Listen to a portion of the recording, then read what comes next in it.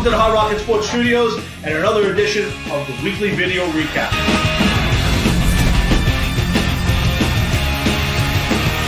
The March 31st show kicked off with another unusual topic.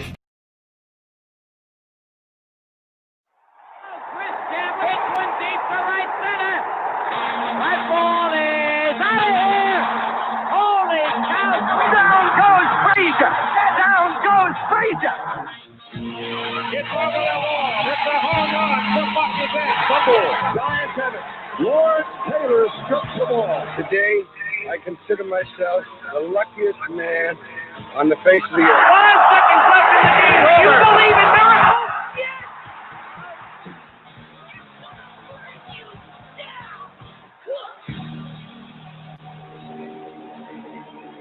And that's my cue to start the show. Welcome to another edition of the Hard Rock Sports Show live from high atop Hard Rock Sports Studios in beautiful scenic Monroe, New Jersey. We are your live 3-hour weekly get-together where we bring you all the biggest news from around the world of hard rock, heavy metal, of course, the wide world of sports.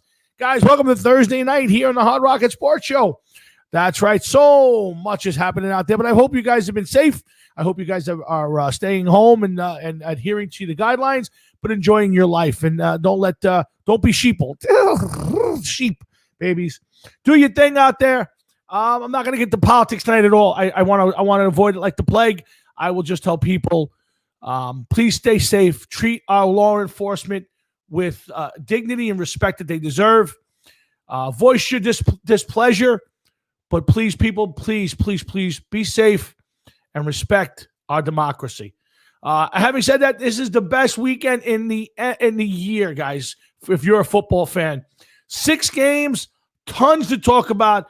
End of the regular season, playoffs are kicking off. It's a whole new season. We got Knicks playing great basketball. Not great, good basketball. The Mets make a big trade today. So much out there. There's such to talk about. This is going to be a predominantly sports show, guys, tonight. We got at least one of our sports specialists, Mr. Frank Jeffrey, will be joining us about 7:25. I don't know if Matt will be coming on. Matt Salitri, our other panel of NFL expert. Matt's running a little late, so I'm not sure Matt's going to pop on with us. But between Frank, myself, and of course the legendary Jeff Towinski, we'll get you through. But guys, it's that time of year. It's a new year. It still feels like the same old from last year. There's craziness out there, folks. Let's enjoy each other. Let's hope for the best and prepare for the worst. But again, I'm hoping for a better year. I'm hoping for a better sports year. I'm enthused. The New York teams, I got a feeling, I got a good feeling about the Jets. The Mets are turning it around. I'm hoping the Yankees can get a little, take it to another step. I think the Giants have a great future. There's so much good to talk about in pro sports in New York right now. The Knicks look like a better team. Hockey's getting ready to kick off. Let's hope that all the social justice and all the bullshit's behind us, and we can go out there and concentrate on having some fun this year. It's a new year, the first show of the year. I'm glad you guys are with us, and I'm looking forward to getting out there with you and talking. Hey, Robert, nice to talk to you. Thanks for popping in. We got a lot to get to tonight. We'll talk Giants, Jets, NFL, Mets, Knicks if you want. There's so much to talk about in the NFL. We got a big NFL weekend coming up, 6 games. What I love about this weekend, I'm going to get Jeff on because I know he's pumped up for this too. What I'm pumped up about is that you get 6 football games, but you're not competing with anything. There's not 5 other games going on at the same time. There's some good matchups. There's not some, there's some not so good matchups, but it's NFL football, and you can watch 6 games in 2 days, concentrating on each game. The matchups are unique. Let me tell you something. I'm going to say this early. If the favorites go, especially in the NFC, if the favorites go out there and win, second week, you could have Brady, Wilson, Breeze, and Rodgers in a weekend. I mean, that's just good football. No matter how you look at it, that's 4 future Hall of Famers. I'm not a Wilson fan. The guy's on the bubble, as far as I'm concerned, being a Hall of Famer, but you could put him there. If this weekend plays out the way it's supposed to, weekend number 2 is going to be a blast. It's going to be a blast. It's going to be a lot of fun weekend too. But let's not get past this weekend. There's so much to talk about. There's so much to do. It's a new year. Let's hope it's a better year. and the show, guys, is only growing, and we're going to do the best we can to stay on as long as we can. I had a big issue at work today, nearly choked somebody. I'm going to admit it. I don't have a temper, but today I lost my temper at the end of my day, and I walked out and didn't take my power cord. So I'm not sure how long the show is going to last. I kept the radio, the computer off till the last minute. Robert, I would love to have Len and Anthony on every week. And in fact, I'll tell you guys a little something. Len and I are talking about doing a show from Cooperstown. If they're having the induction, we may do a show from Cooperstown. I have to talk to Jeff about it. I'm letting you out of bed, but Robert, I'd love to have Leonard on any weekend he wants. He's a great entertainer and a good person, and we'd love to have him on anytime he wants. He's my Rosebank cousin, as he calls me. He's now my Rosebank cousin. So you let him know, and I do all the time. He is welcome anytime on the show. But let's get the show kicked off tonight. We got a lot to get to, but I got to bring on the backbone of this show, the guy who makes the wheel turn, and my dearest, bestest friend in the whole world, the handsomest guy in the room on his side of the thing, Mr. Jeff. What's up, brother? No, I look like I'm sick. Look how pale I am compared to you. Well, I'm outside all day. Well, I'm outside enough to get a little bit more color than I have now. I'm having some, not computer issues, but breaking in a new computer, new laptop. So what's that? Sound great. Yeah, sound is fine, but I got to do something about the screen. You know what I mean? Well, let's get that time. So, what else is up, man? What happened? Why'd you almost get into a fight, man? It's a long story. It's not worth talking. I lost my temper today, which is not lightning. Had to be screened. Really? Yeah. Which I don't really off. You're lucky I wasn't there, man. Yeah, 40 years you ever see me lose my temper? No, not really. No. Yeah. I've seen you get mad before, and you usually calm down pretty quickly. Yeah. But sometimes people touch a nerve, and if it has anything at all to do with yesterday's actions, no. But I was going to say, if it did, the best thing to do is just, at this point, just walk away from that kind of stuff, because it's just not worth it. There's so much shit going on right now that it's just not worth talking about. Oh, no. The guy I have beef with is the big conservative guy like myself. Is it what? Is a conservative guy like myself. So that was strictly a work thing. And I worked 16 hours Tuesday. I've got in 4 a.m. about 8:30, got home 1:30 at night. Jeez. I'm on adrenaline right now. Why am I screaming? Hold on.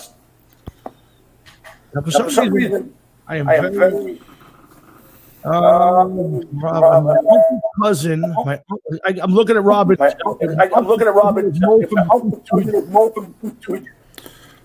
Is that all that? Is that on you on your end? You sound like I think I'm very like underwatery type stuff. Yeah, I think we're going to read back because I'm very so it won't and come back. Okay. And we'll try to get it. Hold on. What's up there, Jay? Oh, look at this. I'm all by myself. I don't even know if I'm on the air. I'm going to wait for Tommy to come back on.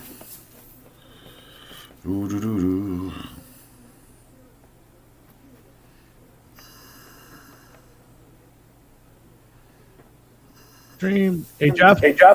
Yeah. I'm still any better? A little bit. It sounds a little bit better. Okay. I know. I don't know what I can do. Well, it sounds like you're starting to gargle again. Hold on.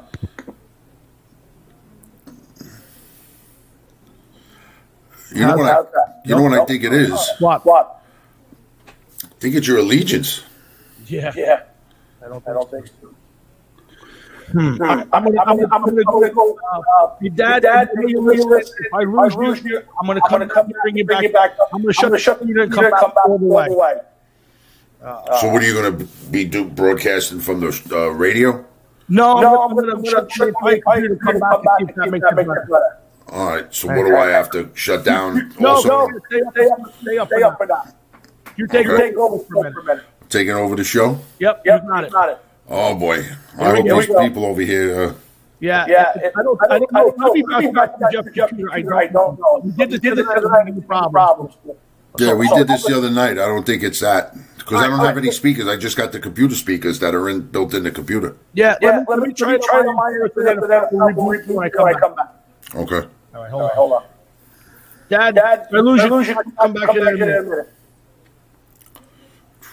Well, so Jay, what's going on? You guys getting ready to play out soon or what?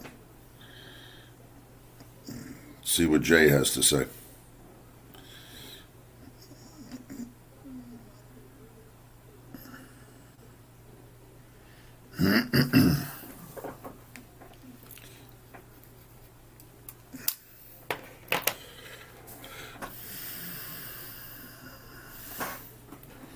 Yeah, I hear that. At least you got people to play with. I'm playing with a couple people, but I don't know how that's going to work out. I hope this spring gets here. Maybe there'll be some outdoor shows.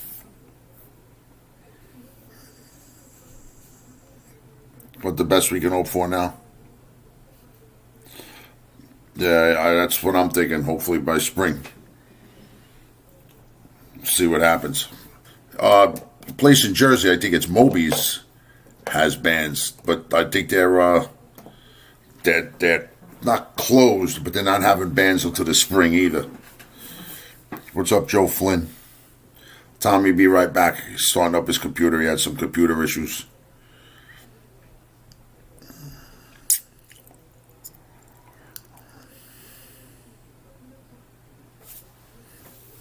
Oh, here he comes. Jeff? Yeah. Yeah, it might be on your end. It might what? It might be on your end. My end? Yeah, I don't know. I'm not sure. Why don't you try it? Why don't you log back? See if that makes sense. All right. We'll try that. Hold on. I don't think it's my end. I mean, I'll try, but I don't think it is. But try it. Let's see what happens. Okay. All right. So yeah, see now Jeff's gone and the echo is gone. So it's got to be Jeff on. I'm echoing back through Jeff's end for some reason. I don't know. So guys, thanks for hanging in there. Let me see if I can get my dad back on through Blog Talk. How's everybody doing? We got a lot to talk about. Like I said, too much to do. Not enough let's continue. Direct connect. Let's get my dad back on. I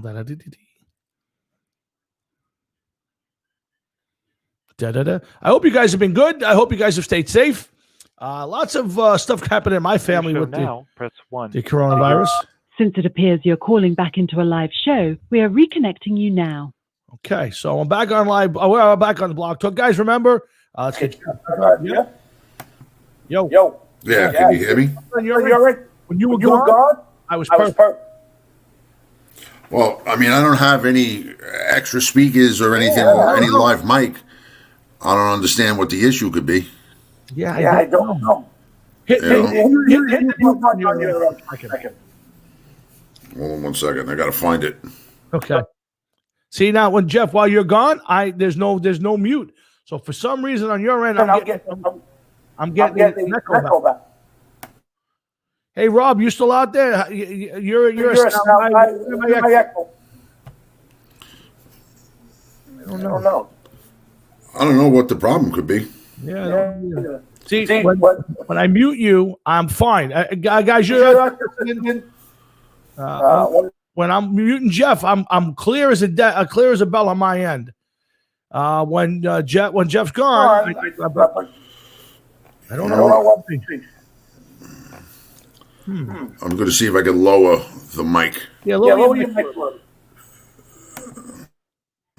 All right. Now I'm better. All right. Now I'm better. All right, I may have found it. All right, go ahead. How's that? I'm echoing. It's like an old radio. Yeah. Yeah. You lower down your mic? I lowered it down. Yeah. Yeah. Is that any better? I'm still echoing. You're not echoing on this side. No, but I'm echoing. Okay. All right, there you go. Yeah. Yeah.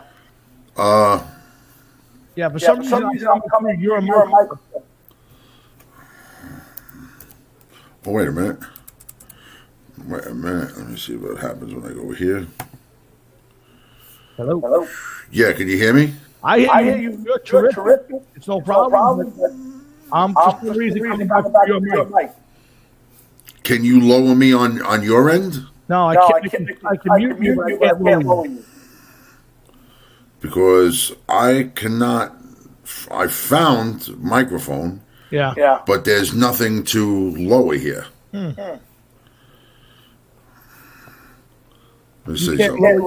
can't lower your mic? No. You should be able to lower. No. I don't see. Let me see something. How's that? I don't know. Does that sound better? No. No. Can you lower the speaker? Hold on, Jeff. Can. Now I was better. Jeff? Yeah, can you hear me? Now I was better. Yeah, now. Are you not using? He's not using two speakers, Rob. He's not using the computer back. Hello. Now I'm better. I got whatever speakers are connected to the laptop. Yeah. This never happened. Whatever speakers, and I have it lowered down. No chance you can go back to the show, right? I could, but I don't know if it's going to work right. Let me see let me log out. Do what you got to do. I'll be back. All right, come on. All right. Let's. In the meantime, I'll get my dad on. Let's talk to him. And guys, for hanging in there. We'll see if we can fix the problem with Jeff and get back on. In the meantime, let's get my dad on. We'll talk a lot of football. We'll talk a little music. And guys, listen, it's a big year coming up. Hopefully, the Hard Rocket Sports Show will grow. We want to congratulate our friends at RFL Records. They've got some new people joining their organization, and there's a big podcast coming on, which I think I'm going to be part of as a guest. So I'm looking forward to that. But congratulations to John and everybody at RFL Records. They are the best independent record label that I know. They are some of the nicest, best people I've ever met in this business. John Marhefka is absolutely one of the most stand-up human beings I've ever had. He's been a great friend to the show, and I congratulate them and wish them sincere luck through the whole way. Of course, there's my good friend Jay Giasio, the best, absolute best real estate guy. If you're looking for a house or an apartment you're trying to sell, he's your guy. And Jay's been the first sponsor of this show for a very long time, and one of the best musicians and from one of the greatest bands on Staten Island. And I don't say that casually. Jay, you're a dear friend, and I have to tell you guys, if you're looking for a good band, go see those guys. They are amazing. All right, and of course, if you're selling your house or you want to buy a house or you're renting an apartment, that's your guy, Jay Giasio. He's the very first sponsor of this show, and I couldn't be more thankful to Jay. He's a true stand-up guy in the business. But guys, stick around, hang around. We got a lot to talk about. Hopefully Jeff will be back. It'll be better. In the meantime, let's get my dad on and talk a little bit sports with my pops. What's up, Pop? How you feeling? A little better. Just hanging in there. Just cool to see how you guys are doing out there. Still got a little laryngitis, cotton mouth, and all of that garbage. I got you. Other than that, everything's good. Oh, I'm glad to hear that, Pop. So what's on your mind this week, Pop? What do you want to talk about quick while I got you? Well, a little bit about, I don't even know much about the football. I know you got Cleveland and Pittsburgh coming up this weekend. Lots of games. Tampa and you got a lot of games. Yeah, you got a lot of good games this weekend, Pops. I mean, if you're stuck in the house, it's a good weekend to do it. Let's see, Saturday's games. Let's see. You got Titans and Ravens. You got Steelers, Browns. You got Bills and the Colts. You got Bucks and Bucks, Redskins. You got Seahawks and the Rams and the Saints, Bears. Not a lot of great football games. But it's still. Turn on mute, background noise. Okay. So anyway, there's not a lot of great games. I wouldn't say there's amazing matchups, but listen, it's 6 football games with not a lot on, with not a lot to go against it, Pop. So if you're stuck in the house, it's a good weekend for it. Yeah, I will be stuck in the house. Yeah. But we got most of the Christmas stuff down. We got it all put away. Okay. You know you ain't going to. I know you're not going to stop the two of you. I know. Yeah, but no, I feel better. I just, good. It's going to take time. Yep. See what happens. Okay. Hey, what did you real quick? What did you think of the Eagles Sunday night? Taking out the quarterback in the fourth quarter, not really playing to win the game. What did you think? To be honest with you, I think that is disgusting. Mm-hmm. Not only because you're a Giant fan. I mean, you should give everybody a chance. Generally, you want to go in there and you don't want nobody to go up for you. But I guess they felt they didn't want the Giants to go out in there because of them. But I think it's terrible. And I think, this didn't come down from the coach. This came down from up above him. I'm not sure about that. I'm not sure about, Pop, because, again, he may be taking a hit for it. I'm not disagreeing with that. But I got to be honest with you, for a guy, if he'd have said, listen, I could care less. I'm not getting my players hurt. I'm playing the guys I want to play. I would respect that. But to say after 2 years, the guy's been on your team, I think 4 years, the guy's been on the team. I needed to find out what I got after in the fourth quarter of a close game that meant something. I think that's disgusting. And if I was the NFL, if I was people, I'm pissed off about it. I think they did. They were in that game. Mm-hmm. I'm not saying they would have won it or they would have lost it. Right. But they were in that game, and then you put a third-string quarterback in. Come on, man, please. No, I agree with you. 100%, Pops. It was very. I thought it was just. I can't wait for the Giants to play them next year. I agree. And I hope they crucify them. I agree wholeheartedly. They must have told him that he was coming back as their coach, and he didn't give a shit. Yeah, you're probably right. I thought it was a disgusting display. I thought it was Bush. Yeah, I agree with that. You got guys playing now where they don't care anymore. No, you're right. It's just, you're right. They shouldn't be allowed. I agree with you. You say what you got to say. Absolutely. Tom, I'm going to get on the phone now. Go ahead, Pops. All right. And I'll talk to you later. And good luck to everybody. I'll talk to you later. You got it, Pops. Feel better. I'll talk to you tomorrow. Okay. Bye, buddy. Bye, Pop. That's my dad. He's been sick for this week. He's don't say it. My dad's got the virus. Got it at a function this past week, 2 weekends ago, and we of course I pray for him and I worry about him and I hope he's going to be better soon. But of course he's got the energy to call into our show and be part of it. So let's hope Jeff's back on soon. In the meantime, let's talk a little Giant football. Oh, by the way, let's do a couple quick things. First off, I love the way the Knicks are playing. Now, again, guys, I am not a basketball fan anymore. And it didn't start because of last year. This goes back to 1999 and the strike and lockouts and just the attitude of the players. Yeah. Jeff should be back on a second. I see him pop up now. Let's hope he's all fixed up. Let's add him to Jeff. Yeah, can you hear me now? I hear you. All right, now I got you on. Yep. Speakers, outdoor speakers, not outdoor speakers, but off the computer. Yep. And much better. Yeah. Yeah, much better. I think that computer's got to go back too. Yeah. So we'll right now let's. So Jeff, I was just getting ready to talk about the Knicks and this. Now let's go back to the Giants. But let me start the show off. First of all, I want you to say, I got so mad at work today that I left without the power cord to my computer. So we're on a time limit. I don't know how long it's going to last, but we'll ride it out. To see. I've shut down everything that's not needed at this point, and hopefully we'll get through the show. Anyway, Jeff, before we get to the Jets, the Giants, so much to talk about. I got to ask you about the Eagles last week. Now, hey, Rooftop Lou Peak is in the house. That's a perfect guy to have on there. We got a lot of people listening tonight. So, Jeff, I think I do not blame the Eagle organization. I do not blame the players.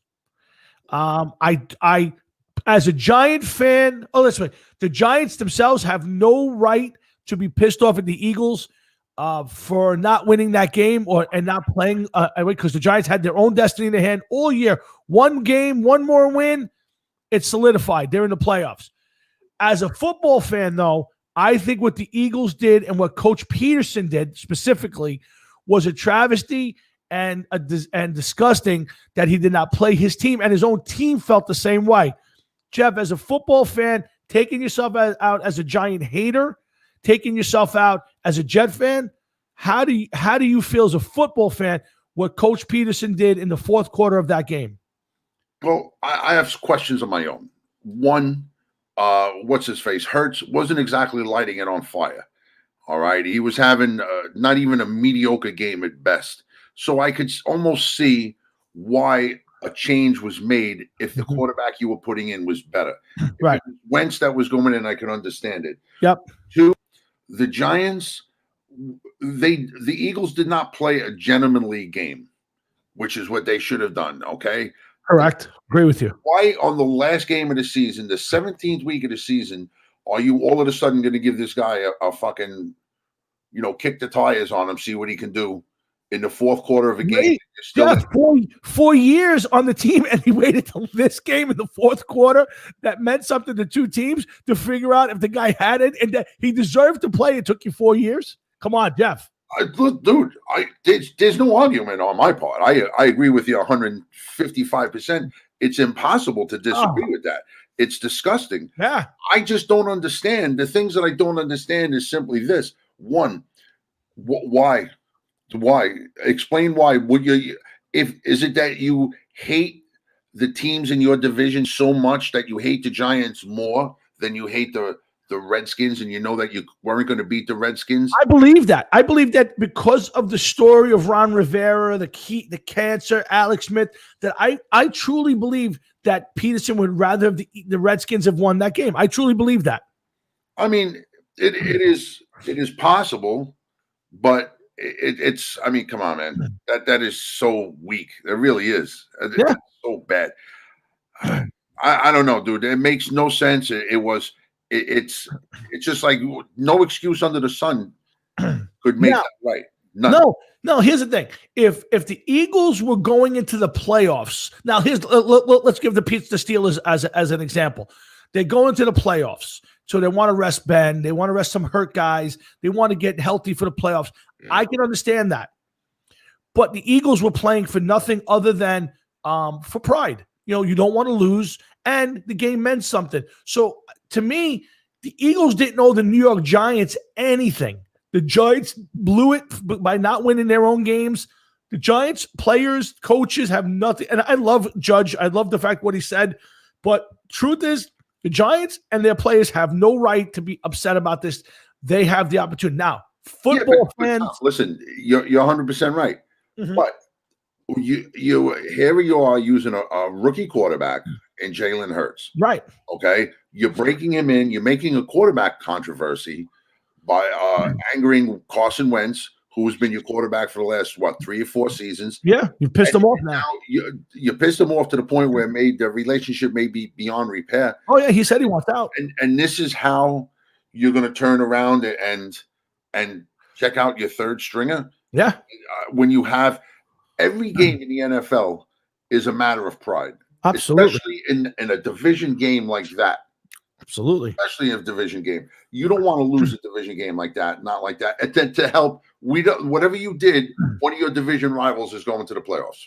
Yeah, Jeff, if Carson Wentz was in the game and you wanted to play Jalen Hurts, he's a second-round draft pick from this year. If you told me, hey, I want to get him in the game and see what he's got in a pressure situation, I can almost buy that. Nate Sudfeld hasn't played ever. 20 snaps in his career.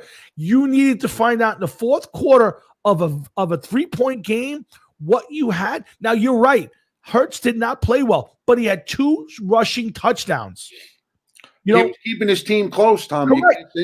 And you can't tell me that he didn't give – at that moment, he didn't give the Eagles a better chance to win than than Sudfeld did. And yeah, if you're playing for the pick, I get it, but you still owe the game. That's the part, Jeff, that I am pissed off about. Well, you owe Giants or Giant fans. You owe the game the chance, and your own players. You embarrassed your own players. You do, but Carl's bringing up about the draft pick.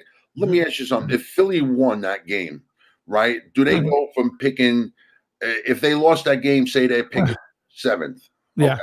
If they won that game, now they're picking 17th. Was it that much of a discrepancy of where they 9 to 6? 9 to 6. So you're talking 3 spots? 9 to 6. And but again, you've not exactly a deal breaker. It's not like you're going from 1st to 31st or something. I agree with you. So to me, I again, somebody called me up. Somebody asked me the question, do I hate the Eagles more because of it? And I don't. I don't blame the Eagle players or the Eagle fans or even the Eagle organization. I blame the coach. Yeah, and that's the only one that should be blamed. Yeah, I just, for me, he is the guy who made that decision. Even if you said to me, hey, I want to get the guy in the game to see what he's got. When you got to that point in the game, you have to rethink yourself. This, again, if this is a second round, first round draft pick who has played sparingly and you're looking for next season to decide whether or not you need to draft a quarterback, hey, Jeff, I get it. This is a guy who's been on your team, I think 4 years, played 20 snaps, and now you're trying to figure out there's no way to justify what he did. Maybe if this was week 16, all right, and you had 2 games, or say you had 3 games left. You're playing this game, you have 2 left, and you say, okay, we know Carson Wentz isn't going to play, but we have an opportunity to pick this guy or somebody's practice squad. Let's see what this guy can do right now. Yeah. You know what I mean? And let's just see what he can do before we make this decision. We'll throw him in for a little bit. We're not going to make the playoffs anyway. It doesn't matter if we win or lose this game. Yeah. But even at that, with you're still this close to, you're that far behind. You're right there. Mm-hmm.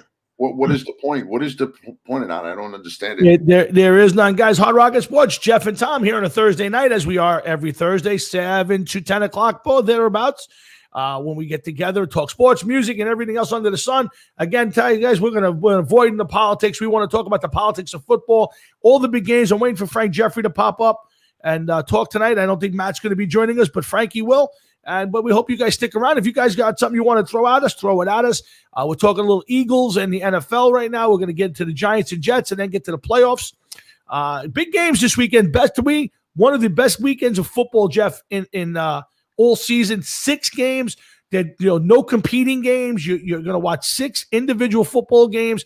Not the greatest matchups, Jeff. Well, it depends on how you look at it, Tom. There are some decent matchups. I don't really think that there's any bad games, like you said earlier. There are some teams that I definitely want to see over the weekend. Mm-hmm. I want to see Buffalo. Yeah. Mm-hmm. I want to see what Brady could do with the Buccaneers in the playoffs. I want to see what happens with the Saints. I'm interested to see. I feel bad for the Rams. Goff out, hurt. This other kid possibly. I think they were overrated all year anyway, but I got you. I just come on, man. You play all season. Your starter gets hurt in the last game and then gets an operation. I don't know if he'll win and if he'll even be able to come back, if he can even hold the ball, at this point in time. No. It's like your best option to win, and he's injured. Louis brings up a good point. I'm going to go back to your comment, but Louis brings up a good point. I thought the same thing during the week that, to me, if I'm the Eagles, I want to see Jalen Hurts in a big spot to win again, it's not a big game, Jeff, but it's a big game in the sense you're trying not to let a team celebrate on your field. You don't want them to put the hat on in your field. So to me, it would have been a big game to see if Jalen Hurts could lead his team to a victory here against a playoff team, and instead you went to your 3rd string guy who may or may not even be on your team next year. Louis brings up a great point. Never mind the 3rd stringer. I think the 3rd stringer may actually have a better chance of being on the team than either Hurts or Wentz at this point in time. You're probably right. Okay? I would want to know if Wentz is that pissed off and upset about his treatment, and he's begging publicly to get traded. I would want to keep Hurts in as much in that game as possible. Absolutely. With the draft coming up to see what I got to do. If I have to move up or anything else, am I justified in drafting him in the second round last year? And see where I stand with him. I mean, come on. I agree. Yeah, listen. I don't understand it. There's a lot of teams. Listen, and we're going to get to Tua and the Dolphins and all that with Frankie, but let's be honest, man. Wentz wants out, hasn't played well. Hurts has been sporadic at best. If I'm the Eagles, I want to see that, what this guy can do in a big game. And Jeff, even more reason against a team with, I wouldn't say a great defense. I would say a great defensive line. I would like to have seen that if Jalen Hurts could pull together a fourth quarter or a 2-minute drive to win a game and see what you got. Because you're right. Your draft's coming up in 4 months. Yeah, you're not a team that was, okay, they lost last week, so they're out of the playoffs and they're still going to finish 9-7, 10-7. Right. Okay, you're a team that was just 2 or 3 years away from winning the Super Bowl, and you're completely falling apart at this point in time. And I understand that a lot of teams went down a bad road because of COVID. Right. A lot of players opting out, a lot of players getting hurt, a lot of people getting sick, everything you can name this year had a lot to do with a lot of teams, the way they played and where they finished. Right. But, like I said, you have an unproven quarterback on your roster. You have a guy, okay, you kept him around for 3-4 seasons and he's a third stringer. You need to know where you stand. You have to. I'm convinced of that. Oh, I agree. If you're a team that's in flux like that and you don't know where you stand with some of the players on your team, you need to find out as soon as possible, especially right before the draft. That's just common sense. Yeah, listen, you're not trying out a backup third string guard or your fourth, second round tight end. This is a guy who may be your starting quarterback or you're projecting right this second. You made a move to find out if he's your quarterback next year, and in probably the biggest spot he had, you yanked him. You yanked him out. It makes no sense.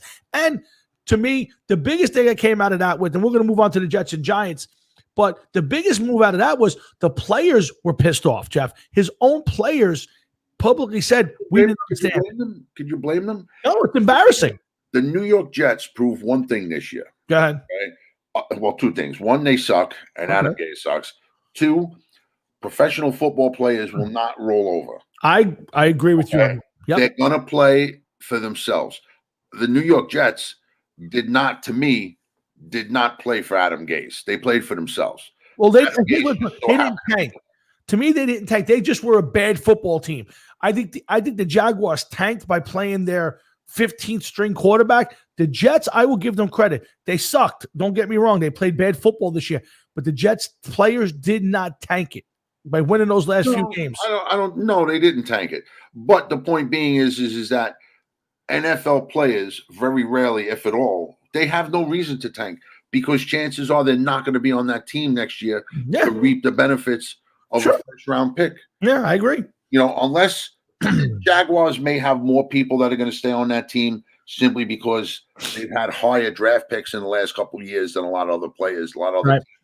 So they have a lot of highly drafted players, to use as building blocks. Maybe I don't know. I don't know what's going on down there. But the Jets showed that, and I believe that's why the Eagles got mad. They're showing that they want to play. They want to play competitive football. They don't want to get walked on. Yeah. That's got to be a horrible, horrible feeling to know that here you are after you dealt with COVID all fall long, summer long. You're away from your families. Here it is, the last game of the season, the last game of the season. Nobody else is even playing. Everybody's watching you because it has playoff implications. And your coach is pulling this fucking bonehead move where the game is that you were this close, that far behind, trailing by 3. You might as well just kiss it goodbye. It's like, here, set them up on the 5-yard line. We'll stand behind them. Let them fucking go in. Give them free play. See what happens. No, I wholeheartedly agree with you. It's sad. And guys, remember Hard Rocket Sports. You can check us out on our website, hardrocketsports.com. Please go to our YouTube page and check in and subscribe. It helps us out. And we got some offers. Al Albanese wants to do some more TV shows, which I'd like to do. I'll talk to Jeff about if we can COVID figure it out. we'll try to do some TV shows at some point. And we got an offer to do a show live from Cooperstown on baseball induction weekend. Wow. So that's something we'll talk about. I don't know how Jeff feels about traveling to Cooperstown for a show, but we'll talk about it. Maybe I worst case would go up and Jeff would do it with us from home. But again, it's something to think about, just to have some fun. But that's down the road. Right now, we're talking about NFL weekend. But Jeff, before we go to the playoffs, I'm still waiting to see Frankie popping in. Let's talk about, first off, you said you had 2 questions for me. Do you want to do that now? I'll turn it over to you, or do you want to do that later? Okay, we could do that. Before we get too caught up in the playoff football and everything else, I'm always sitting trying to think of things, to ask you and to try to get under your skin. Evidently, you know that. Okay. Yes, but I do. I'm like, let's do something different and let's ask him a serious question this time. Wow, they're throwing a curveball at me because he ain't gonna know what to say with this one. Probably now, not. Before we even touch the playoffs, go ahead. Everything. Okay. What teams?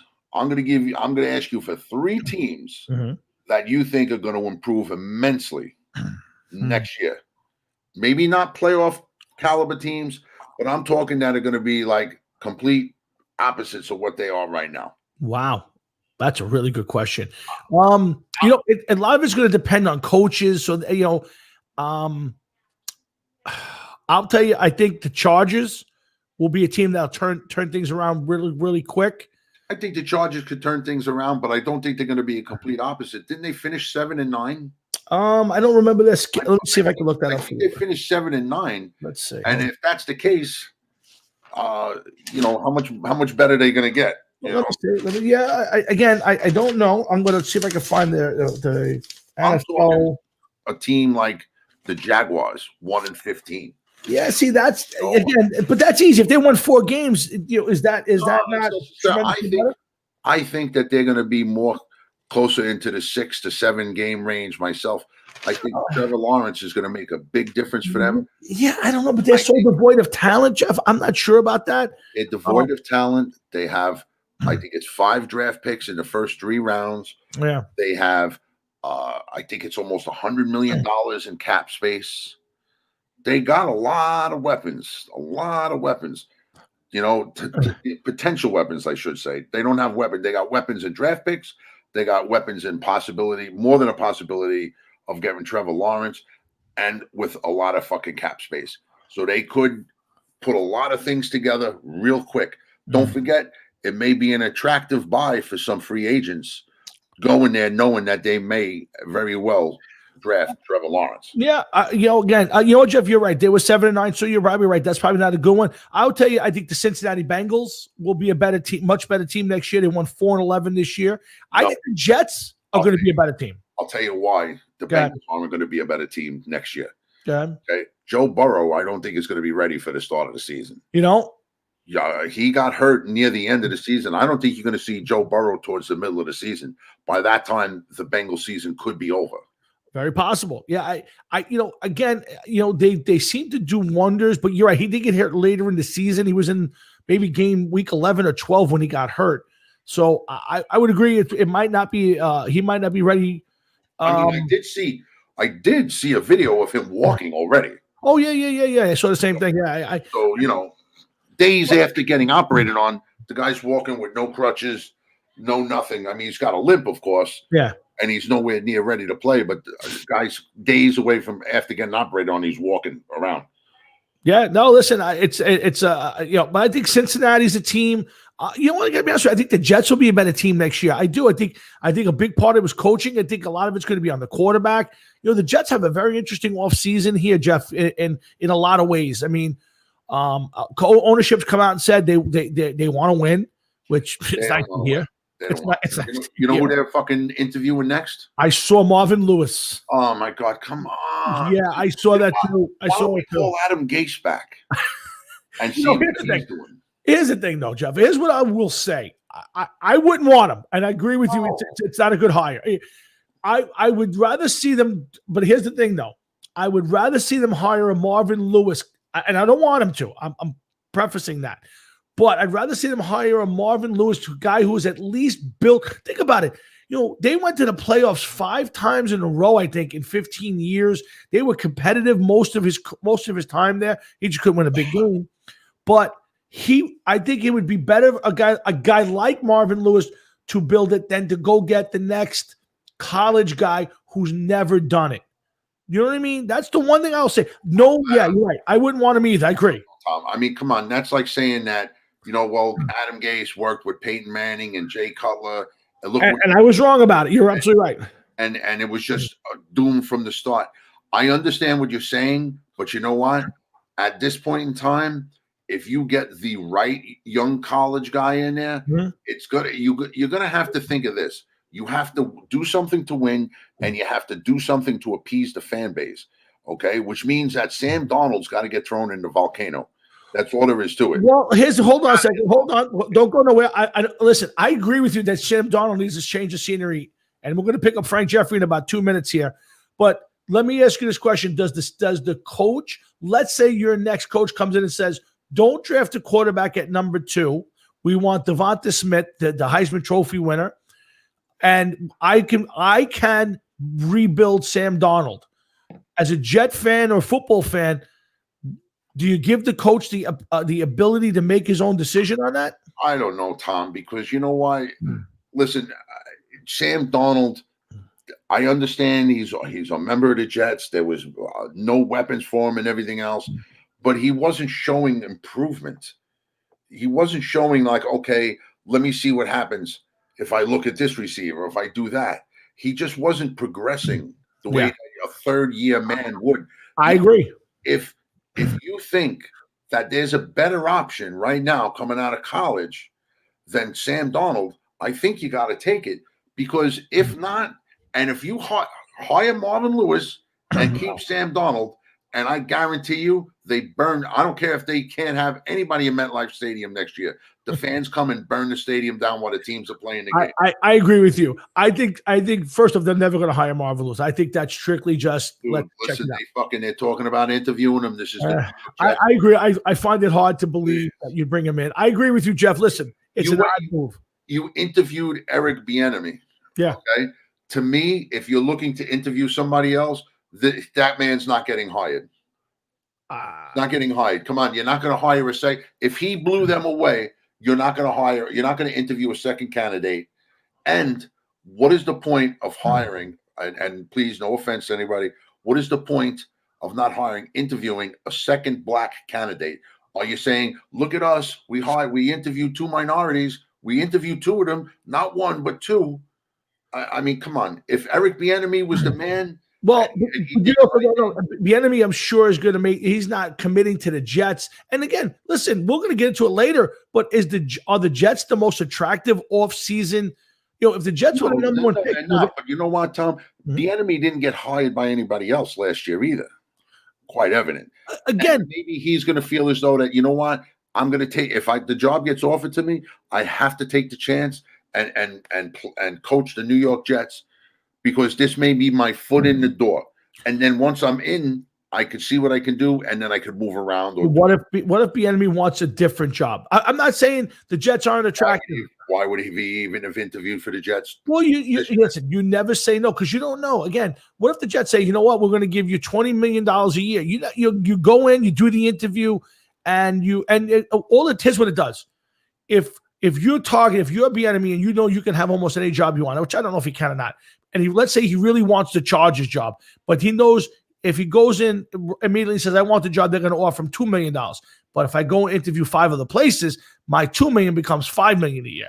So Bieniemy's doing the right thing. Why in God's name do you want to go interview and get hired by the Chargers and play in the same fucking division? Yeah, but Patrick Mahomes. I got to tell you the truth, though, Jeff. Think about it. That might be the best place to go. First off, it's San Diego, it's California, so it's a that might be attractive to him. Yeah, but I mean, come on, dude. It's like being the Jets in the AFC East, the Jets, Dolphins, or Bills when Brady was in his prime. But they already have their future quarterback. The kid shown he could play in this league. So you could go to Justin Herbert.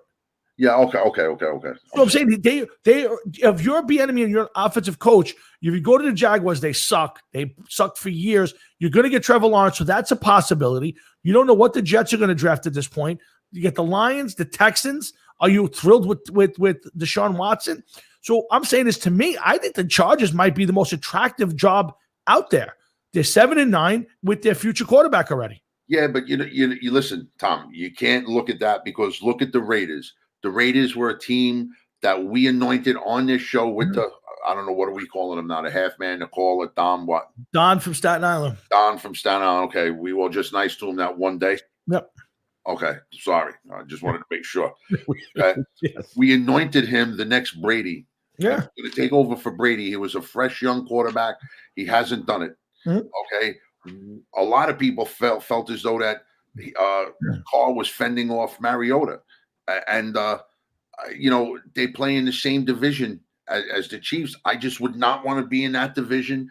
I don't care how much money I'm getting. I just feel as though that it'll be pissing in the wind. I agree. Listen, I don't disagree with that. I don't. I think that if my point about Carr is that here was a quarterback with a bright future, and it just didn't pan out. It just didn't. I'm just saying this, of all the jobs out there, they're the one team that has what I would say is a future, second year guy who's already shown that he could play in this league.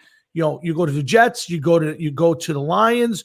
They got Stafford, but Stafford's on his last leg. Do you want to go to Texans? Do you believe Stafford's 33 and is probably on his way out? I see a lot more that says he's on his way out. Agreed. He's going to be staying there. So I'm saying is it comes down to, at that point, do the Jaguars want him? Do the Jets want him?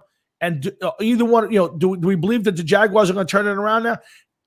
Is Trevor Lawrence the guy? I don't know. We're going to find out. But I'm just saying is if you want to go to a team with an already made quarterback that has got a long future in this league, if he doesn't get hurt, it's an attractive job. But, we could debate that. And, John, you're right.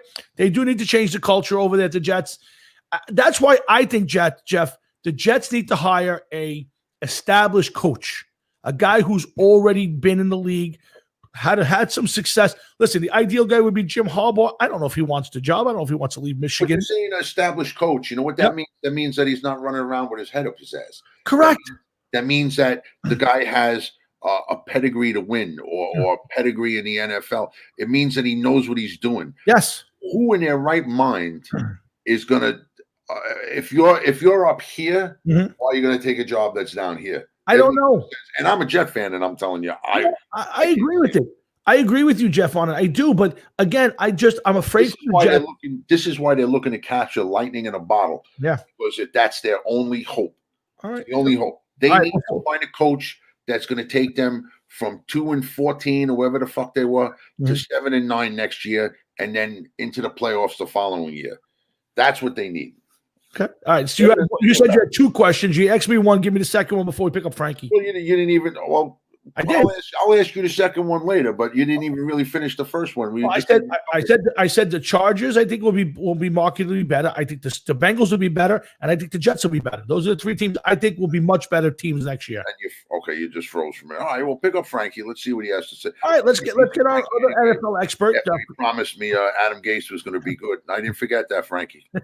Well, before I pick him up, I have to tell you guys, growing up, I love to play the game of football, and I always will give one guy in the world credit for making me a better football player in the Sandlot level. And maybe it means nothing to people, but it gave me a lot of great memories playing on one of the best teams, a bunch of great guys that we still get together. But if I could say one guy really, really, really taught me the game of football and how to play it, it's going to be this guy. And I'll always say, he's the smartest guy in the room when you're talking football, and that's my dear friend, Mr. Frank Jeffrey. What's up, brother? General T, what's going on? Hey, Jeff, how's it going? What's up, Frank? How are you? How you doing?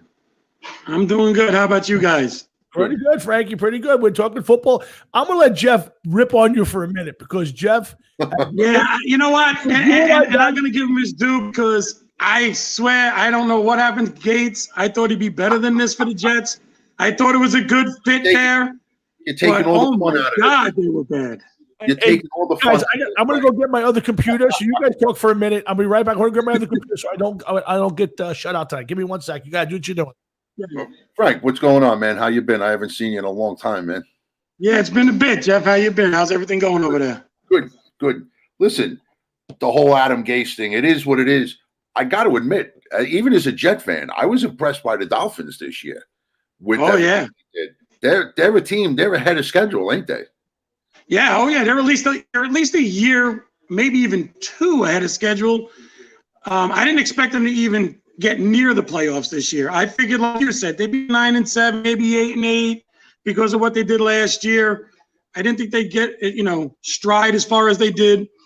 Down the stretch, Tua was a little rough around the edges, but you know what? The kid hadn't played in a long time. Last time he played, it was college competition, not pro. Yeah. So, I'm going to wait to see what Tua is going to be till next season because they have a whole year and ready, preparing. Plus, you got to remember he came off an injury too, so he wasn't even working out. Never mind doing football stuff. He wasn't even working out and stuff like that because of the injury he had. Now, let me ask you something. Is it because of the injury, the way he was playing, or was it he's just not an NFL-ready quarterback? Because that team, even I got to admit, I was pulling for them to make the playoffs. I really was. It would have been nice to see that team get in there, especially for Fitzpatrick and everything. But, is Tua the man for the Dolphins? Like I said, I'm going to wait to answer that till next season. I know that's a cop-out maybe. He showed signs where he was ready, and then he showed signs where, okay, yeah, that's a rookie mistake, but, you did like 4 or 5 of them in a row, and you haven't learned from the last time you did that. You know what I mean? Yep. Yeah. I'm hoping that's because, like I said, he had almost, 18 months where he didn't even do football anything, and then went into the pros, Yeah, I gotta be honest with you. I would have liked it if they would have kept Fitzpatrick in the whole season, let this kid get better, learn the system, do what he had to do. I think we would have been better off for that. And we would have made the playoffs. I got to be honest with you, Frankie. I was very leery of it. I'm an Alabama fan to a certain extent. And I thought that his game in college was geared to that college. I think also watching him throw the football, you could see that the hip injury has taken something from his throws. He does not throw the ball the way he needs to. If I'm the Dolphins, I would give serious consideration to grabbing a quarterback in this draft because I don't believe he will be the guy. Now, I'm not an NFL expert, Jeff. I just don't. If I'm the Dolphins. Yeah, you don't think so, Tom? No, because you know why? Here's the problem I have with it. While he played well at certain times, Frankie's right. There was a lot of drop in his game. And the Dolphins are a team right now that are on the bubble of being a playoff team and challenging that division. And if you guess wrong right now, you're going to wreck that in 5 years. Yeah. So it's possible. They played tough. They even played tough last year. Yeah. It's a team that did not give up. It was a good team. That's because of the Brooklyn boy, Brian Flores. He's got them playing. He's got them playing high level. He's got that, for lack of a better term, that, quote unquote, New England win mentality going there. Yeah. He showed me a lot. I'm very impressed, but I agree with Tommy.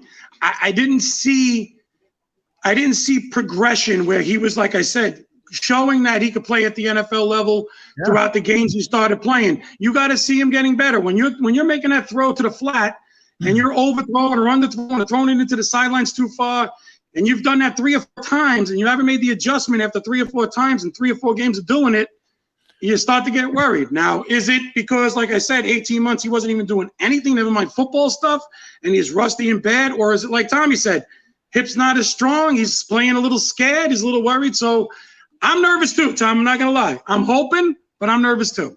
Yeah, I definitely think there's some issues there.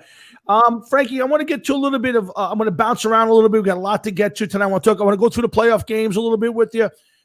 Get you and Jeff's take on it. But I want to, I know Jeff's going to tell me you're just a Giant fan and all that.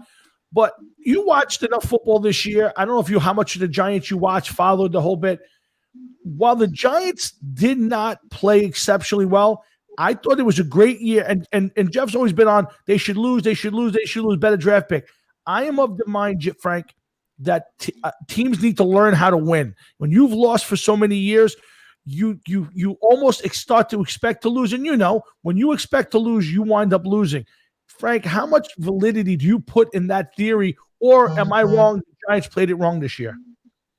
No, I think you're right. I think any player, and you've been in locker rooms, Tom, you know the atmosphere of a locker room. Winning is contagious, and so is losing.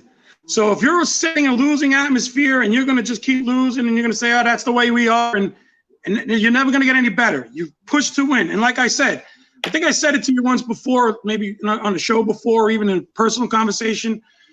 Do you think, like the Washington football team, you think they give a rat's ass what people are going to say about their division win 10, 15 years from now? That's the Redskins. Yeah, we call them the Redskins on the show. All right, the Redskins. I didn't know if you did it then. No, but I agree, the Redskins. Do you think the Redskin fans in 5 years, 6 years, 7 years from now are going to worry about how they won the division, or just that there's a banner up there and they won the division? And like you said, Tommy, it's going to go a long way in the locker room if you can say, hey, we were with division winners. Let's improve on that. Let's keep going. We're on the right pace. Yeah, I'm sorry. That's the way I feel. I feel like you go out there and you win the games that you can win. Your team did not win a division title. Okay, that's one thing. Second of all, they were 6-10, and they were lucky to be 6-10. And you know it because you could take 3 wins away from them right off the bat. They could have been 3-13. Yeah, but they also could have been 9-7 because there's a bunch of games they lost at the very end. So you play that game both ways. I don't know, Tom. Yeah. Again, Jeff, it's the age-old saying. It's the age-old saying. If the queen had balls, the king, right? You could go 50-50 either way. My point is, you're better off building on its season where you came back with some positive. Hey, we came one game short of winning the division.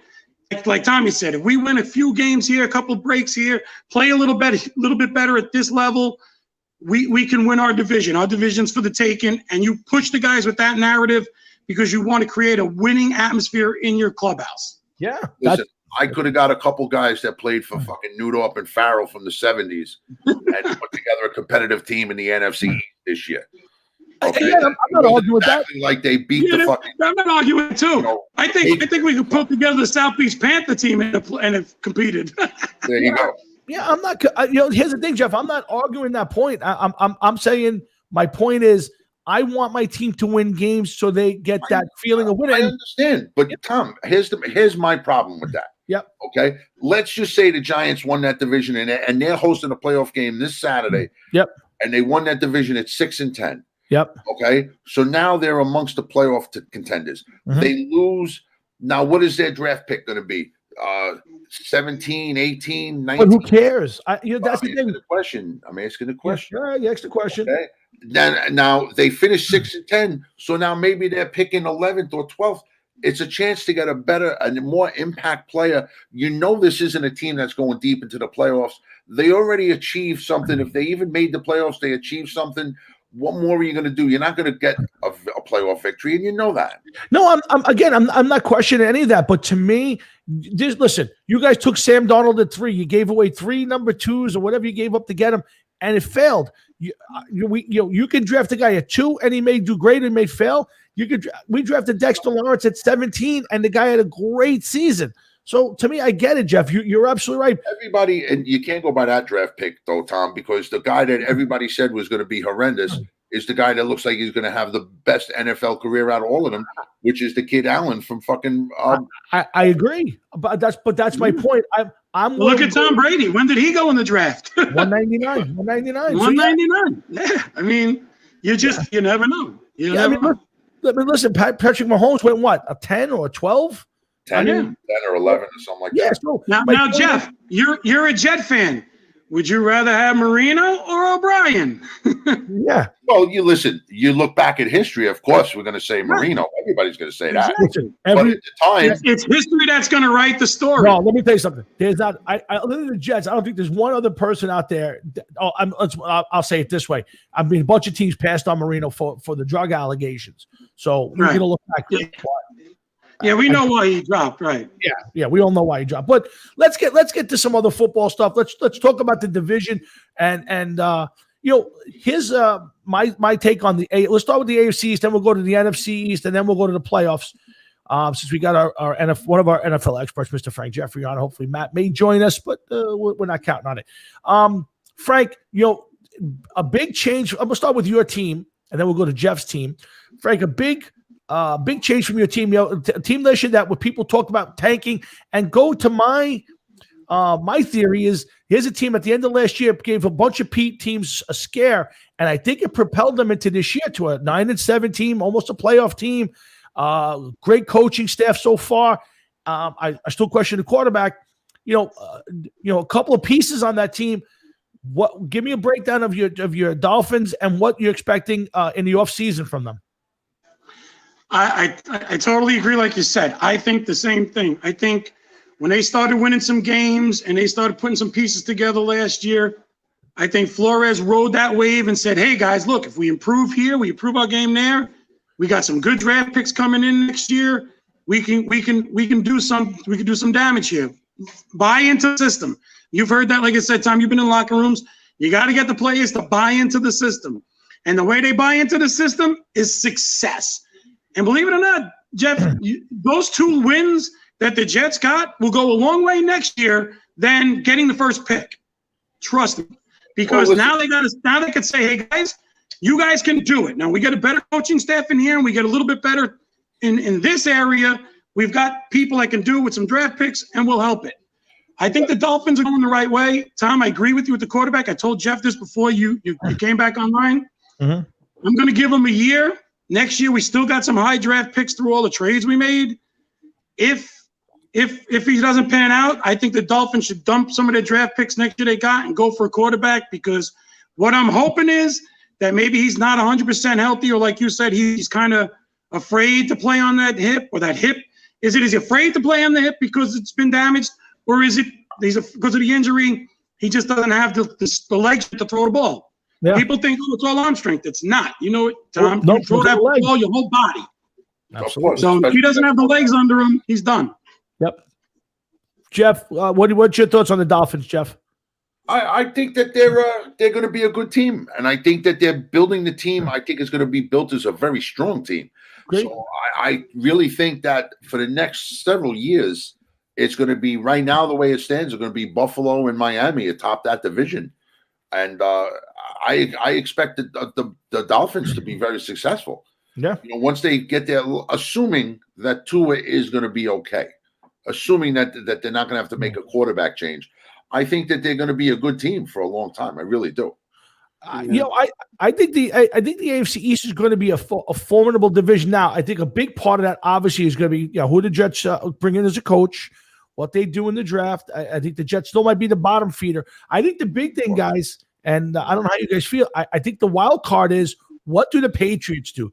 Do they rebuild, tear it down and rebuild, or do they reload? Do they go out there and try to get the quarterback on the market that may be looking for teams? Do they go get a Nick Foles or a Trubisky or somebody who's on the scrap heap but's got some ability? Do they reload or do they rebuild? Because when they did it with Cam Newton, I think that they tried that route. I don't think they're going to try that again. If they try that again, I think that you're going to see Belichick leave within the next year or two. But if they try to, where'd Tommy go? Yeah, we just lost Tommy. That happens. I don't know what he did, but he'll be back. But if they draft a quarterback, the Patriots, I could see them. I could see Belichick sticking around for another year or so, or longer. Tom, I gotta take care of this. That's okay. Go ahead, Frank. Yeah, Jeff. So, Frank, what's your thoughts on that? I think the Patriots. Now you got to remember they got a lot of cap room. I think it's something like 25 million in cap space, somewhere in that field. They don't have a high draft pick, but I think with Belichick you can't count him out. It's like it's all on what he's going to do, and with that much cap space, it's like you said, Tom. They could fill in pieces through the free agency and then grab some pieces through the draft. And rebuild pretty quickly. The question is, if you're Belichick, Frank, are you building for the future? Taking the guys, he's got to be 70 or near 70. Do you go ahead and strip it down and build it for the future? Or do you reload this and try to make a run? I don't think they're as strong as the Bills. I think this team needs to be rebuilt for the future, not for next year, because I think they're too far behind. But they do get 8 players back, I think, who took the year off because of COVID. Right. I was just going to say that. You just made my point for me. You got to remember, there's 8 guys that took the year off for COVID. They're getting them back. They got 20-something million in cap space. I don't think Belichick is the strip it down and start over kind of guy because, like I said, because of his age. Maybe 10 years or 5 years ago, maybe. Yeah. But right now, his thought's going to be, and I can't say I blame him, would be like the Jimmy Johnson thought. Why am I going to tear this down when he was with Miami? Why am I going to tear this down and rebuild this for another coach? Because I'm not going to be here in 5-6 years for the payoff. Well, that's the point. So, but I also think that could fail miserably because that's basically what he did this year, Frankie. He brought in Cam Newton. He didn't go with. To me, this should have been the rebuild year. You lost a whole bunch of players. Obviously, you lose Brady. To me, he should have stripped it down, played a lot of the young kids. You built this team to not to tank, but to for the future.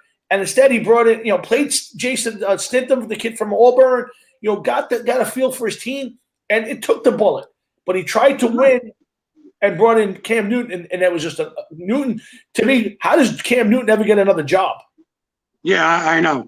And like you said, he should have done that. You're at the right move, and this is why I'm playing that other angle where he's not going to strip it down, because the right move was this year. Strip it down. I lost Tom Brady. There isn't a person, NFL person, or a person that watches football, whether you're the greatest expert or not, that wouldn't give the New England a pass if they played really bad this year. Now you bring in Cam Newton, and you do this and you do that, and you're still a sub-500 team. You're right, Tom. He should have stripped it down this year. Seeing what he had in the young guys, guys took off from COVID. You know what they had coming back, so you know they're coming back. You have a lot of room in the cap space, some draft picks you could work with. I would have stripped it down. I would have done the same thing like you said, stripped it down. But that bodes to the arrogance of Bill Belichick. He don't want to lose. He doesn't care.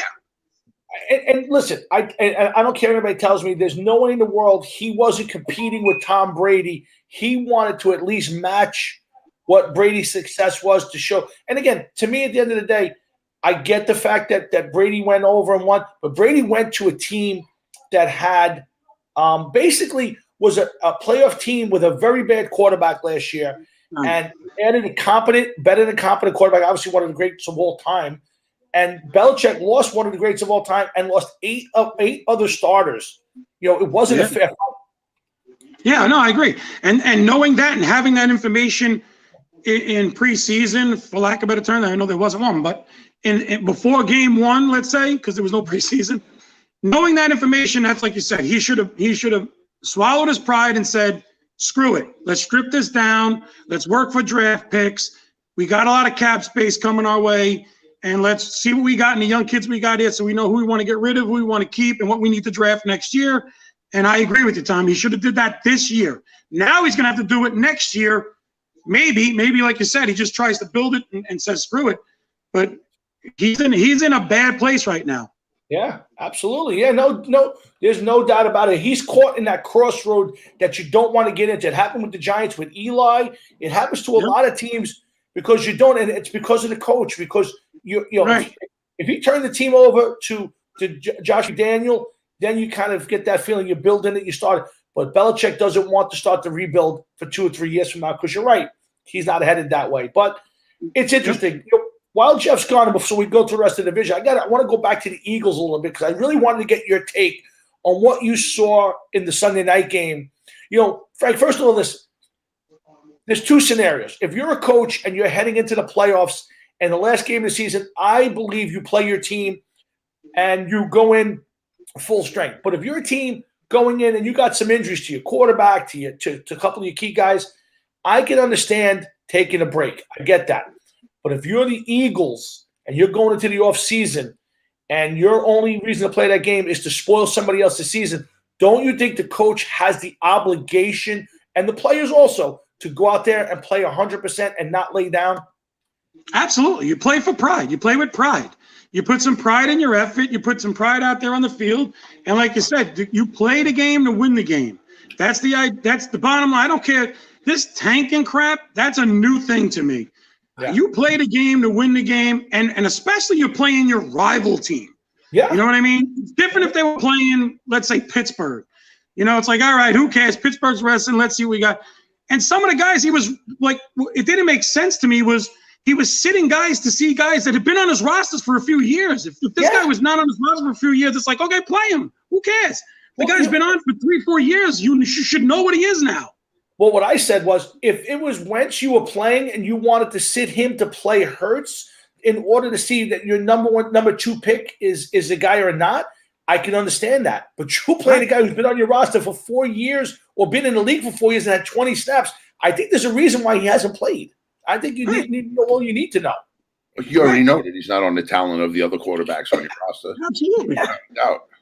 Yeah, so I'm not buying it. And I believe, again, if you're going into the playoffs and I'm a coach and my team's hurting or I want to get some guys rested, I can understand that to a certain extent. What the Steelers did, I had no problem with. They went out and played competitive, but they sat some of their guys, including big men, because they have a big game coming up and they wanted to rest them. I get that.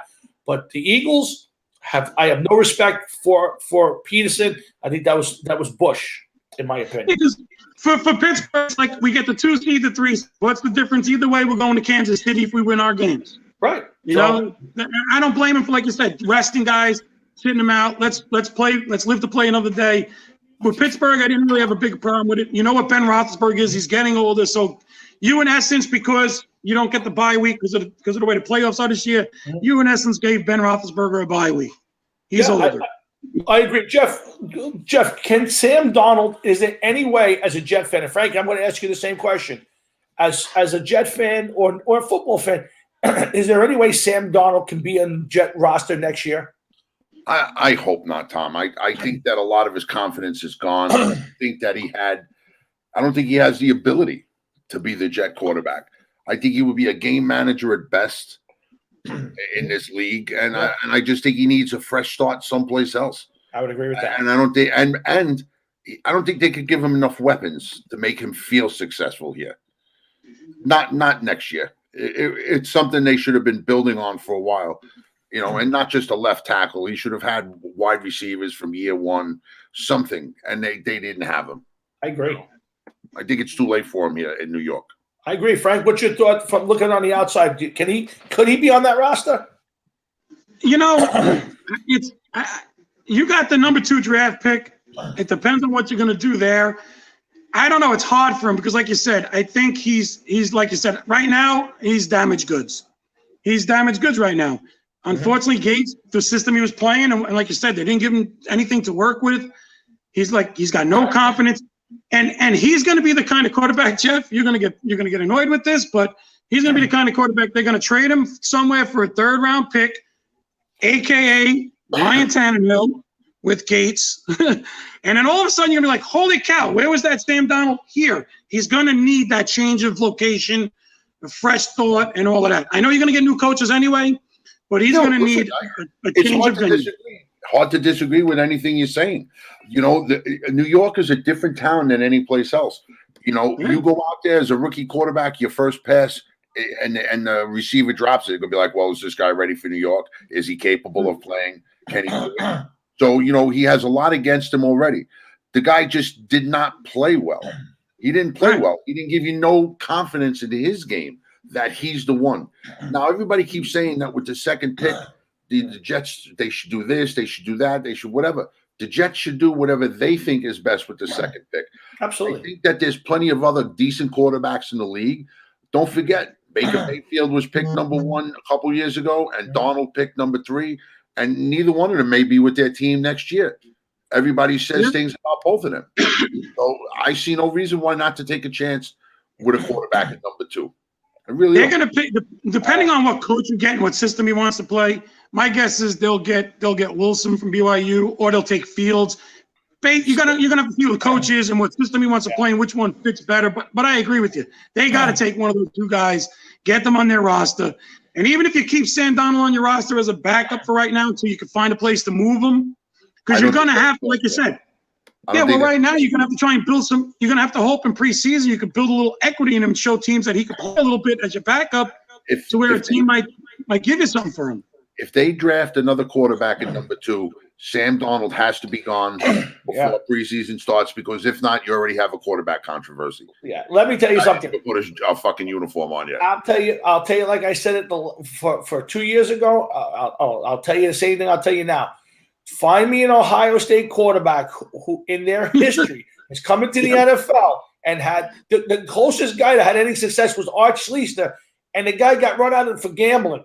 So I'm sorry, Justin Fields will have to prove me wrong. Justin Fields. I agree with you, Tom. I don't have any confidence I don't have any confidence in a quarterback from Ohio State, but I think there's always that exception to the rule, and Fields does look like he could be that exception. But I agree with you; he's got to show me at the pro level because I've seen so many great quarterbacks come out of Ohio State, and where are they now?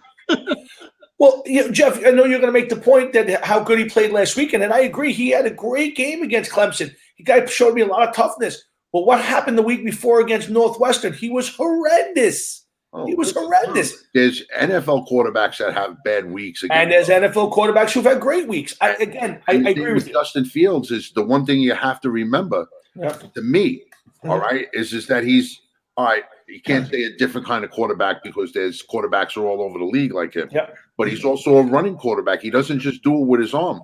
He's a bigger quarterback than some of these other guys. He's bigger than RG3 was. He looks bigger. He's bulkier.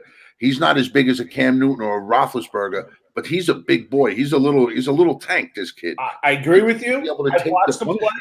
If I'm the Jets and I'm going to take a quarterback at number 2, it's not going to be Justin Fields. I'll take Wilson from BYU way before I take Justin Fields. Now, the Jets may feel different. Frankie's right. The coach could come in and say, he fits my system. And here's the thing, guys. Quarterbacks get drafted. Sometimes they get drafted to the right place. Sometimes they get drafted to the wrong place. Look at Tannehill. Maybe Tannehill's career is completely different if he winds up on a team like the Titans with a guy like Derrick Henry. You know, it's a big difference than what he had when he was, in Miami. So, of course, yeah, of course. They can't afford a mistake. That's the difference. Right now, the NFL seems to be changing and going towards a running quarterback. Sure, absolutely. And I mean, we said this about Kyler Murray. Yep. A couple years ago, we didn't think he was going to work out, this, that, and the other thing. He's slowly becoming one of the better quarterbacks in the league. I think he's going to make a big jump this year 3. Well, I think he has to. I understand what you're saying about Justin Fields, but I think I agree with Frankie. I think that if the Jets take him, I think this kid is going to be a little bit better than people expect. I'll say flat out, I would run for the hills. And listen, I could be 100% wrong. Here's the thing, and the only thing I'll tell about Kyler Murray's on the hot seat next year. Kyler Murray had a very up and down career this year. Huh? His coach is more on the hot seat. Absolutely. They're both on the hot seat. They're not going to get rid of him because they already got rid of a number 1 pick. I'm not telling you they're going to, Jeff. I agree with you on that. But, this is going to go into year 3. This is a very big year for him. And they need that team, and he needs to take a big, big step forward next year. That wasn't a great division this year. That was a good division, not a great division. He had a big weapon to use, and they basically finished 8-8. They won a couple of games, one on a miracle finish. So, I'm not anointed. That's it. Next year's a big leap forward for Kyler Murray next year. And you're right, and his coach, 100%. I think he takes it next year. I really do. Well, I won't argue that. That division, like you said, with the Rams, with the injuries they had, and Seattle, you can see is slipping back down. I know they won a division 12-4, but Seattle's slipping down a little bit. They're not as strong as in the past. Yeah. So that division is ripe for the taking. Absolutely. Seattle's defense is horrendous. Guys, the defense got better as the season went on. It got better, but listen. Jamal Adams had 9.5 sacks, and I think he only played 11 games. Listen, if you're the worst, you can only get better. So yeah, I agree with you, Jeff. And they're going to be a tough out in the playoffs. So I'll grant you that. But the Kyler Murray and them again, I wasn't counting on it this year. Next year's a big year. I got a list of guys, players and coaches and teams that need to take a big step, and they're at the top of my list. They need to establish a better year next year. Hey, Pete D'Agostino, and everybody out there, listen, Hard Rocket Sports, Jeff Towinski up in the corner. I'm Tom Floria, and our good friend and NFL expert, Mr. Frank Jeffrey, joining us tonight. We're going to get to the NFL playoffs in a couple of seconds. But in the meantime, we're talking football, and we hope you guys are out there staying safe. And we hope you guys come back each and every Thursday night from 7 to 10 when Jeff and I do battle, so to speak, and throw out our opinions on anything from COVID right through the NFL to some great bands that are out there. And we hope you guys join us every Thursday night for fun for another big year. Out there? Who? Is there still bands out there? I haven't heard I any. don't know. Yeah. It's just come to a sweet fucking. Yeah, it's why the show has turned into a sports show again, because there's very little to talk about. But now, Frank, I said this to open the show, and I don't know if you agree with me, but this might be the best weekend of the year football wise. 6 games, all standalone games, not the greatest football games in the world. We're going to go through them real quick, but this is if you're a football guy on a weekend in January, this is a good one. Oh, yeah, I agree. Because like you said, you got 6 decent teams. I agree with you. They're not going to be great games.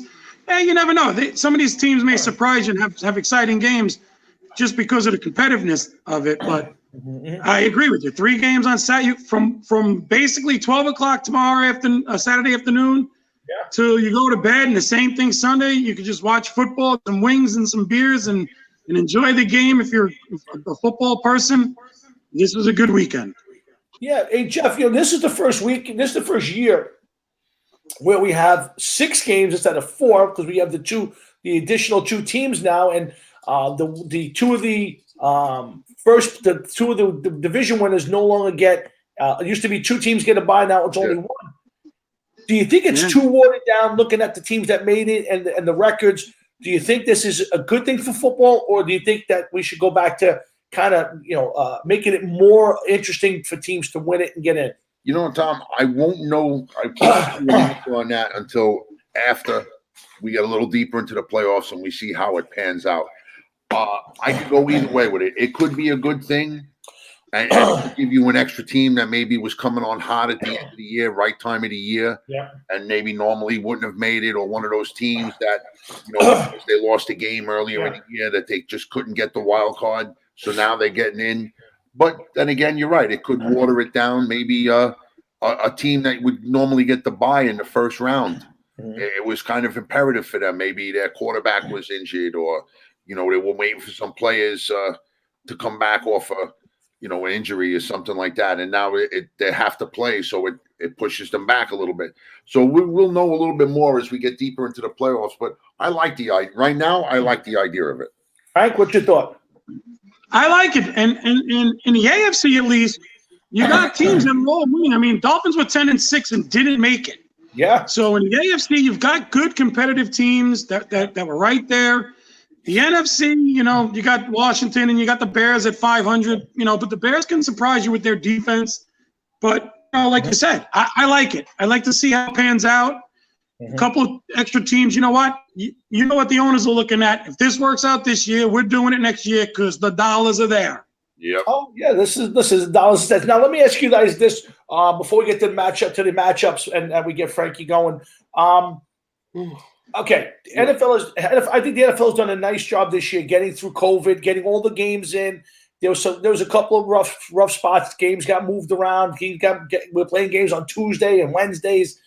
So I think the NFL did a pretty good job getting all the games in and making them fairly competitive.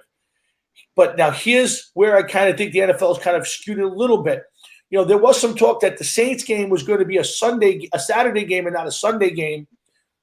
The conspiracy theorists have said, well, maybe they moved that game to Sunday, because had they played it on Saturday, Alvin Kamara would not have been able to play because he's in the COVID program.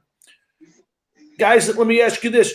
Should the NFL move games around to let the competitive balance be equal and allow teams to get on the field, or should the teams be held responsible, and if they can't keep their players and coaches and facilities in check, they get what they deserve? Do the fans deserve a competitive balance, or let the chips roll where they may? Frank, you go first on this one.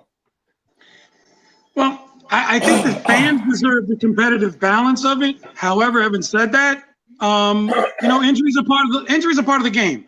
COVID or not, it's still considered an injury. And like you said, I think they need to be held accountable, and maybe they'll tighten up their ship and tighten up their own locker room.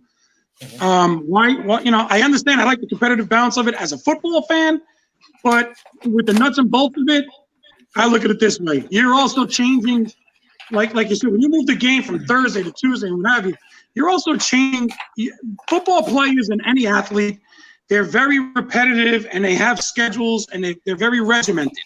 Okay, you start changing that, it starts screwing with them. So if I'm playing for the Saints and I expect to play Saturday, or excuse me, Chicago Bears, because the Saints, and I'm expected to play Saturday, and I'm doing my regiment, my workouts, my training, ready for Saturday, and in the last minute they say, no, I'm going to play Sunday now because the Saints aren't ready. I'm going to be pissed because I got myself ready for Saturday, and it's not my fault. They didn't do the same thing to get themselves ready for Saturday. Injuries are a part of the game, bud. I can't agree more, Jeff. I agree with Frank. It's hard to turn around and say that you're going to switch games around so you get the best games possible. I mean, listen, in a perfect world, you'd be able to do that. Suppose Alvin Kamara broke his leg. Yeah. And he would need an extra week. And if the Saints got the bye week, then he would have been been able to play. Do you turn around and say, well, we're not going to do the extra playoff team this year?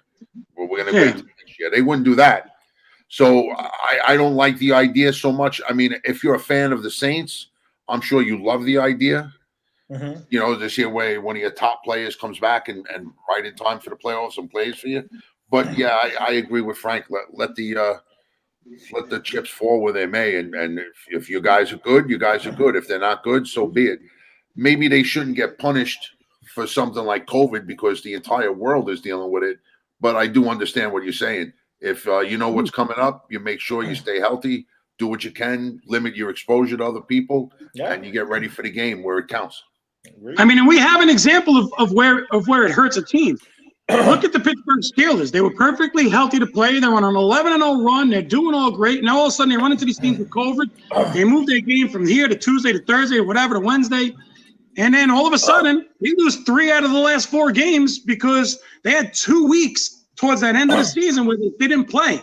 And Tom, you know it. It's hard to keep for 4 or 5 days. You can keep a team ready for a game. You got to keep them ready for 10, 12 games. The guy, it's just going to the intensity is just going to slack off. And once you get that intensity to slack off, you're done. I agree, guys. I agree wholeheartedly. Let's talk a little real quick before we get to the games itself.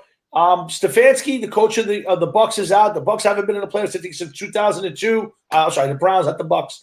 And Frank, some people say it would be a bigger loss to lose Mayfield than the coach.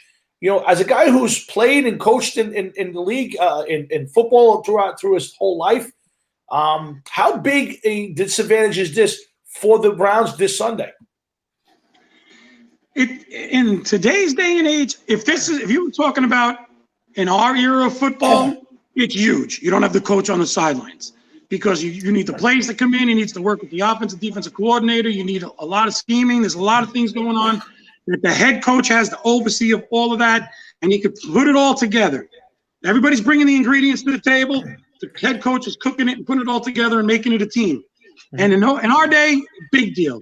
Nowadays, with headsets and phones and Zooms and all of that, I'm sure he's going to be in connection and in conversation with some of the coaches, keeping his finger in the pie, so to speak.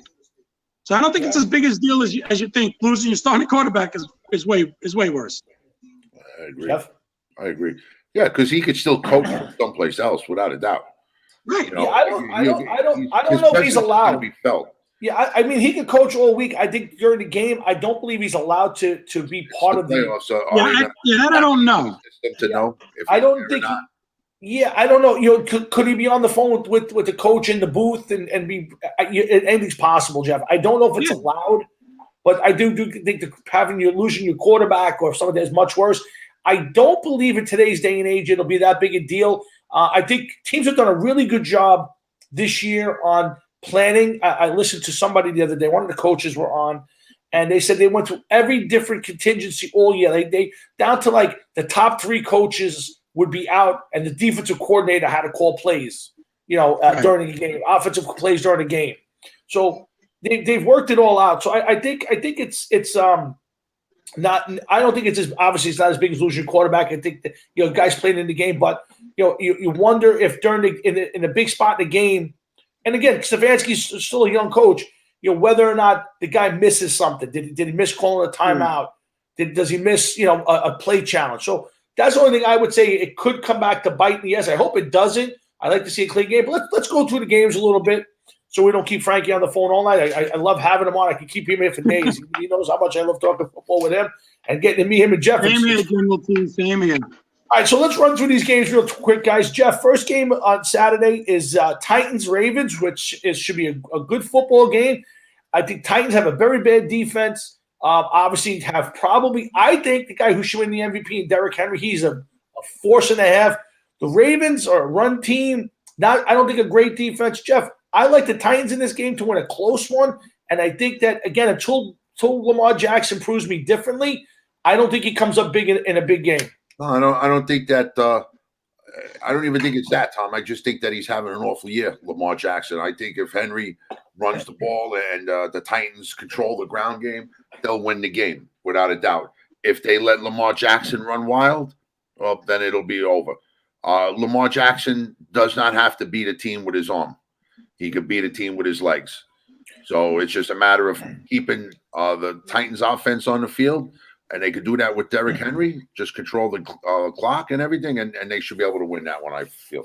Frankie, as a guy who's game planned in the past, I think, to me, I think the big problem for a guy like Lamar Jackson is once you get into the playoffs and teams are focusing on you, I think, to me, here's the deal. You go out there and you shut Lamar Jackson down from running the football and you force him to throw and beat you, and if he does, then he deserves to win the game. Yep. Yeah, well, that's it. You're going to scheme for his run game. You're going to scheme for him getting out of the pocket. Yep. The problem is with the Titans, that's their weak spot. They don't get at the quarterback. What are they, 27th, 28th in sack? Yep. They're not a team that gets after the quarterback. However, that might help them in this case if you scheme correctly, because with Lamar Jackson, you don't have to get to the pocket. He's not going to be there anyway. Yeah. You want to contain him to an area. So if you scheme and do stunts and blitzes and can say, I'm going to contain it to you, like you said, Tom, and if you beat me with your arm, God bless you. But I just think the same thing. Derrick Henry's just too much for that. The pound and ground game. The Titans are built as a classic playoff team where they run the ball, shove it down your throat, and they have a quarterback that's not going to kill you. Their defense does enough to keep them in the game. They got a good secondary. They just can't get at the quarterback. And like I said, in this game, that might help them. I agree. I think we all know. Are we all picking the Titans for this one? Close? I am. Yes, Titans. What's going to happen is, here's what's going to happen. I picked the Titans close. I believe that's going to be the game. However, the one scenario or the exception to the rule is if Baltimore starts getting up big early, Titans are in trouble. They're not a team that can come back. I agree. And they're not going to be able to stop. They can't run with Henry no more, so they can't eat a clock. And Baltimore's offense is just going to eat them alive. The Titans got to keep it close, keep it tight, and pound them down.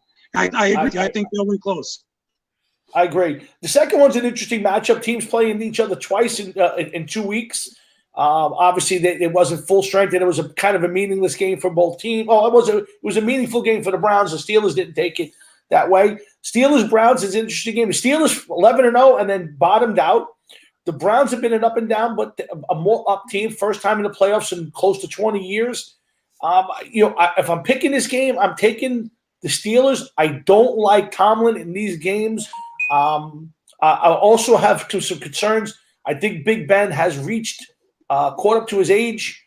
I'll be honest with you. I'm picking the Browns in this one. I think the Browns, and only reason I'm picking them, I think their defense is better than the Steelers, and the two-headed monster of Kareem Hunt and Nick Chubb. I think the Browns will win this close, 27-20 type of game, and I'm picking the Browns to upset the Steelers. Frank, you go first this time. Well, I know Iggy is going to be mad at me, but the age-old saying, how are you playing down the stretch? Yeah, we talked about this earlier in the earlier segment with the COVID shit, that the Pittsburgh was 1-3 in their last 4 games. Mm-hmm. Not a good scenario. And like you said, the game they played with the Browns, totally meaningless. Neither team wanted to show their hand, do anything fancy. They just wanted to get off healthy. So the only concern I have with the Browns is the COVID. They can't practice right now. They're doing things virtually. It's difficult without the coach and stuff. That's going to hamper them. Let's see how much. I think if you didn't have the COVID scenario, I think the Browns win this one hands down. I don't think Pittsburgh will even be close. But because of the COVID thing, I agree with you. I think Browns will squeak this one out in a close game. Okay, Jeff, what's your thoughts? I think the Browns are going to win only because they've seemed to be not a team as of late. But I agree with Frank again. The COVID virus is going to play a big part in that. I think Mayfield has a lot to prove going into next year. So I think that he's going to want to have a strong game, show that he could be a winning quarterback in the NFL, maybe win a playoff game or two. I mean, I know, of course, he would like to go further. But I think that it's, Pittsburgh, I don't know. Roethlisberger is getting a little older. We know that. But these older guys, they just don't seem to want to stop. They just keep coming and coming and coming. So I don't know as far as Pittsburgh and Roethlisberger if he's near the end, but I'm going to go with Cleveland, Baker Mayfield, and the Browns this time around. Yeah, I think we're saying right. I think I got to be honest with you. I can't see a scenario. Oh, I can, but I don't see the Big Ben coming back next year. I know he hasn't announced it, and if I'm the Steelers, I think it might be time to move on. Although there's a team that doesn't have the heir apparent. Rudolph played. Mason Rudolph played, and he's won a couple of games for them, but this is not the guy to lead your franchise in the future, guys. That's my opinion on that. Okay, let's move on to Game 3 of the night, which is Game 3 on Saturday. I think it's a Saturday. Yeah, it's a Saturday. No, it's Sunday. No. Bills. I think the Ravens and them play Sunday, don't they? Yeah, the Ravens are the Sunday. The Bills Colts are on the Bills Colts are the early game on Sunday. The Bucks in Washington. The Redskins are on a late game on Saturday. The Bills Colts may be the most interesting competitive game of the weekend in the AFC, and I say that because I think the Bills obviously are a very good team. They probably have the best quarterback receiver combination in the playoffs. It's hard to say that with Tyreek Hill and Patrick Mahomes, but I love Allen and Stephon Diggs, what they've done this year, and it's probably the most complete team in the playoffs. What that translates to, I don't know. And Indianapolis is an enigma team. I love Taylor, the running back. They can play some D. And Phillip Rivers is one of those enigmas. Can he win a big game? Never seems to win a big game. I'm picking the Bills in this one. I ultimately think the Bills will win easily. 2 touchdowns or better. But this might be the most competitive game and the most fun game of the AFC games. Jeff, you go first this time. It's hard to say anything wrong with Buffalo. I think this is a team that's matured week in and week out and gotten better and realizes it too. They're a fun team to watch. They play a fast game. Allen could beat you with his arms and his legs. And I agree. I don't know if it's going to be a wide open game like you say, but I just got a feeling that the Bills are going to win. I would say by at least 7 points.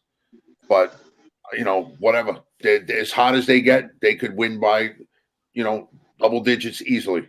Frank, the one thing that could be a good call, Jeff, and I think the one thing that concerns me, I think if this game was played in 15-degree weather, I would love the Bills in this game, but it's going to be almost 40 degrees. It gives a little bit of help to a dome team. What's your thoughts on this matchup? Well, I agree with Jeff. I think the Bills. Once again, we're going to go back to how you're playing down the stretch. Who's the hottest team down the stretch right now? The Bills. They spread the ball. Allen can beat you 3 ways, like you say. He can run, pass. He's pretty smart. He can see the defenses. The one thing the Colts are one of those crazy teams. Like when somebody goes, "Oh, what's the strengths of the Colts? What's the weakness of the Colts?" And then you look back and you're like, they don't really have any strengths, but they don't really have any weaknesses either. They're a very balanced team. They play very well, and all sides of the ball, and even special teams. They're really a well-rounded, well-coached team. So they're going to give the Bills a tough game, I think. But in the end, the Bills, their defense really good. Like you said, they're fast to the ball. They got a lot of speed. And they're riding that momentum wave of just tearing it up at the end of the season. That's going to play big this first game. I think Frank Reich keeps it close for the Colts. I would agree with that. I think I think Frank Reich is an underrated coach in this league. And then you're right, Jeff. I think in a big game, in a big spot, I think he'll outcoach Sean McDermott. But Will he have that opportunity? Is going to be the question. This might be one of those games. I know Buffalo has a lot of offensive paralysis, but this might be one of those games where people look back and it's going to be like a Tom Florio and Frank Jeffrey kind of game where it's like 17-14, grinding it out. The defenses are playing hard. They're making plays, and defense is making a play, and the offense is making a play, and it's back and forth and tight. I think in the end Buffalo's going to win, but like you said, you can't count out Frank Wright, and the way the Colts team play, they play a full game. I think it's going to be a close game and a very entertaining game. I think it's going to be, to me, it's one of the ones I'm really looking forward to on this weekend, besides the Nickelodeon game, of course. But, it's this game. I think this is going to be a pure, like you said. And I wish, like you said, Tom, I wish it was like 30 degrees, snowing, cold, crazy Buffalo weather. That would be awesome. That would be the only thing that would make it even better. I agree with that. Before we get out of the AFC, in case we don't have you on, Frank, here's the one interesting thing. The matchup, probably one of the better matchups in the entire playoffs could be. Again, we're two rounds away. Bills Chiefs, if it got to the AFC Championship game, would probably be the most interesting game on that side. If you put all the combinations together, I would love to see, because it's probably the best playing teams in the AFC right now, two of the best quarterbacks in the league right now, with two powerful offenses. It would be an interesting matchup, guys. Jeff, real fast. To me, that's the one. That's the matchup I would want to see in the AFC Championship. I think it is the matchup that everybody wants to see. If not Kansas City, Buffalo, Kansas City, Cleveland. Somebody new, somebody different. I would love to, for the football standpoint, I would love to see Kansas City, Buffalo. But as a fan watching it, a Madden type fan, so to speak, I think they would want to see the Browns against the Chiefs, because that could be something, a rivalry for the next 10 years. That's an interesting day. Frank, your thought? I like the Bills Chiefs. I think that's going to be the championship game. I think you're right in the end. The team that I would like to see play in the Chiefs, if you're solidifying the Chiefs as definitely making it there, believe it or not, is going to be the Titans. I would love to see how that pound and ground team can do against that team, keeping and really dragging it out. You remember I'll give you a hockey analogy on this one. Remember the old Devil team when they were winning the cups and they played that stupid left wing lock and the trap through the zone, and everybody hated that hockey, but they kept winning the cup. Yep. And that's the kind of thing the Titans do. They're just going to make the game look ugly, turn it over, slow it down, let Henry beat you up the middle. That would be a game to see. But like I said, in the end, I think the most entertaining game for everybody would definitely be Kansas City, Buffalo. Yeah, absolutely. Guys, Hard Rocket Sports, Jeff Towinski's up in the corner. I'm Tom Florio. Our good friend Frank Jeffrey sitting in with us for a couple hours tonight talking NFL football. Make sure you're back every Thursday night. We do a lot of this and a lot of that, and we talk a lot about anything and almost nothing. Stick around. Jeff's got one more question for me tonight. I can't wait to see it, and I'm going to sit there and pound my chest and tell him how happy I am that Dave Gettleman's back back with the Giants again. No doubt. There was never, ever a doubt in John Mara's mind. Loving every second of it. Don't say a word. You got nothing to say. No, I don't have nothing to say. I can't think that you're wasting your fucking air on this loser fucking team and their fucking take-off general manager. 15-35 in the last 2 years. And you actually want to keep this fucking guy. That's who we are. We're happy to have him. We're happy to have him. But let's get over to the NFC East. I got to go to work tomorrow. Let's go.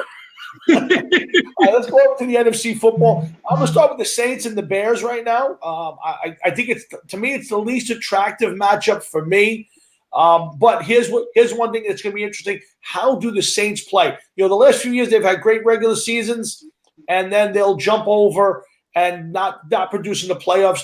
And each year, Drew Brees, who I dislike immensely right now, has taken a step back in the playoffs. Has played well this year, got a lot of weapons.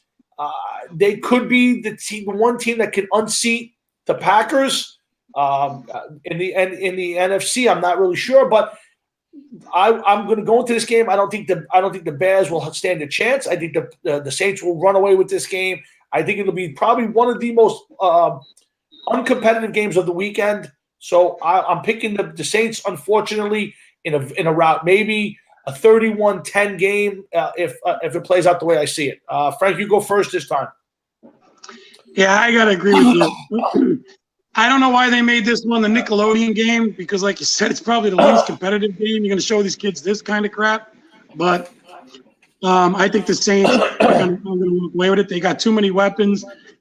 I know maybe the Bears will shut down, Thompson, he comes back and all that, but Emmanuel Sanders is going to have a big game. He's going to be wide open. He's going to be running around. They don't have enough secondary to cover all these weapons that the Saints have. They don't. Their pass rush is great. Their defense is strong front against the run and all of that, but there's just too many weapons in the Saints side. Yeah, they'd have to come up, Frank, and play 8 in the box to shut down Kamara, and at that point, they're going to get toasted in the secondary. And if they don't come up with 8 in the box, Kamara will run them ragged and score 6 touchdowns on them. Well, is Kamara definitely playing? I know he's still 50-50 on. As far as I know, he's eligible on Sunday to return. So unless there's another reason, unless he's still sick, doesn't pass his test. If Kamara plays, now if he doesn't play, they still win. It may be a closer game. Jeff, I think that's the only thing that makes this game competitive is if they don't have Kamara. Well, listen, this is one of the games during this weekend that could be over before the first quarter is up. Oh, absolutely. I'll say that much. I just do not see much coming from the Bears. Trubisky, I feel as though, has been lucky the last couple of weeks. The Saints just have too many weapons. They don't need Brees to throw the ball 30, 40 yards a clip. They could take you apart in so many other ways, and I think it's going to happen. They're going to dismantle the Bears. I see the Saints big time, over 20 points winning in this one. I feel. Yeah, I could not agree more on that one. 28-7, 28-10. Yeah, to me, this is a blowout and of maybe biblical proportions if you're the Saints. So, Frank, you keep saying about a Nickelodeon game. What is? Yeah, Frank, tell about it. It's the stupidest thing ever. So Nickelodeon and Amazon streaming and Nickelodeon, they're gonna put their game on Nickelodeon. So if you watch it on Nickelodeon, like when they score a touchdown, sometimes they do the dances and stuff like that. They're gonna put graphics. They'll slime them. They're gonna put all different kind of graphics on the game for the kids to enjoy. So watch it on Nickelodeon. It's gonna be a cool concept. I don't know how it's gonna work 100%. They're just kind of teasing it right now. But with Amazon Prime, they've teamed up with Nickelodeon to do this kind of Nickelodeon fun kind of game where they're gonna do silly things. Like when they throw the ball, they might make it explode in midair and shoot to the guy, or the guy drops the ball, they may make it look like a fish where he can't hold it. So in other words, I think we should all band together and say, fuck the children. And let's keep the NFL in the NFL. You know what I mean? You can find it on I a regular agree, game. but it sounds like a little fun concept. This probably means that game, not that it's a big deal, but just real quick, if you think about it, probably means that this game is going to be on a few second delay to add such. If this is what they're going to do to the game, while it's I would think they have to. I would think they have to. Going to have to do something. Yeah, now they are showing the game on. I don't know if CBS has the game or NBC or who has the game this weekend, but it'll be on 2 You can watch it 3 ways. Okay, yeah. You can watch it 3 ways: CBS, Nickelodeon, or you could stream it in Amazon Prime. Jesus. Yeah. Crazy. All right. And not for nothing. I mean, out of all of the games, do any kids even heard the name Mitchell Trubisky? Mayfield, no. I guess Mayfield because he does the commercials. He's on TV a lot. Kids probably heard the name Baker Mayfield. Yeah. They can't even pronounce Trubisky. Honestly, if you're going to do it, why wouldn't you do it with Brady's name? If anybody's the biggest star in the league, why wouldn't you make it Brady? Brady is your grandfather's quarterback, Tom, at this point in time. Yeah, maybe you're right. No, you know what? He's right. The guy's like 76 years old. I mean, come on. You're right. You could be right. Listen, I understand what they're doing. I remember when MASH came on TV. You fucking kidding me? Yeah. Let's move on. Hard Rocket Sports. Jeff, second game, Jeff, for me to watch this weekend in the NFC is Seahawks-Rams. Now, division game. I think this obviously is a big game for the Rams. I don't know if they're going to have Goff or not. Sean McVay has taken his image the last couple of years, has taken a big hit. They kind of rebounded this year. A good, solid team, real good chance to win this game. I still think Wilson will prevail. I think, Jeff, you made a great point about Jamal Adams, and he's done a lot for that team. That defense still sucks. So this game could go a lot of ways. He's done a lot for that team, but you know what, Tom? Here's somebody. How much better might that team have been if he got to play a full season? He played 11 games. and he still had a pretty monster year for a safety. No problem. I just think that the defense has been coming on a little bit, and I don't know. It's going to be a tough NFC West matchup, but I got to go with Seattle. I would agree. I'll pick Seattle in this game myself. I think Seattle wins this one fairly close, 31-27, 31-28. I think they'll score some points, both teams. I think Wilson is the factor in this one, Frankie. I think the better quarterback wins this game.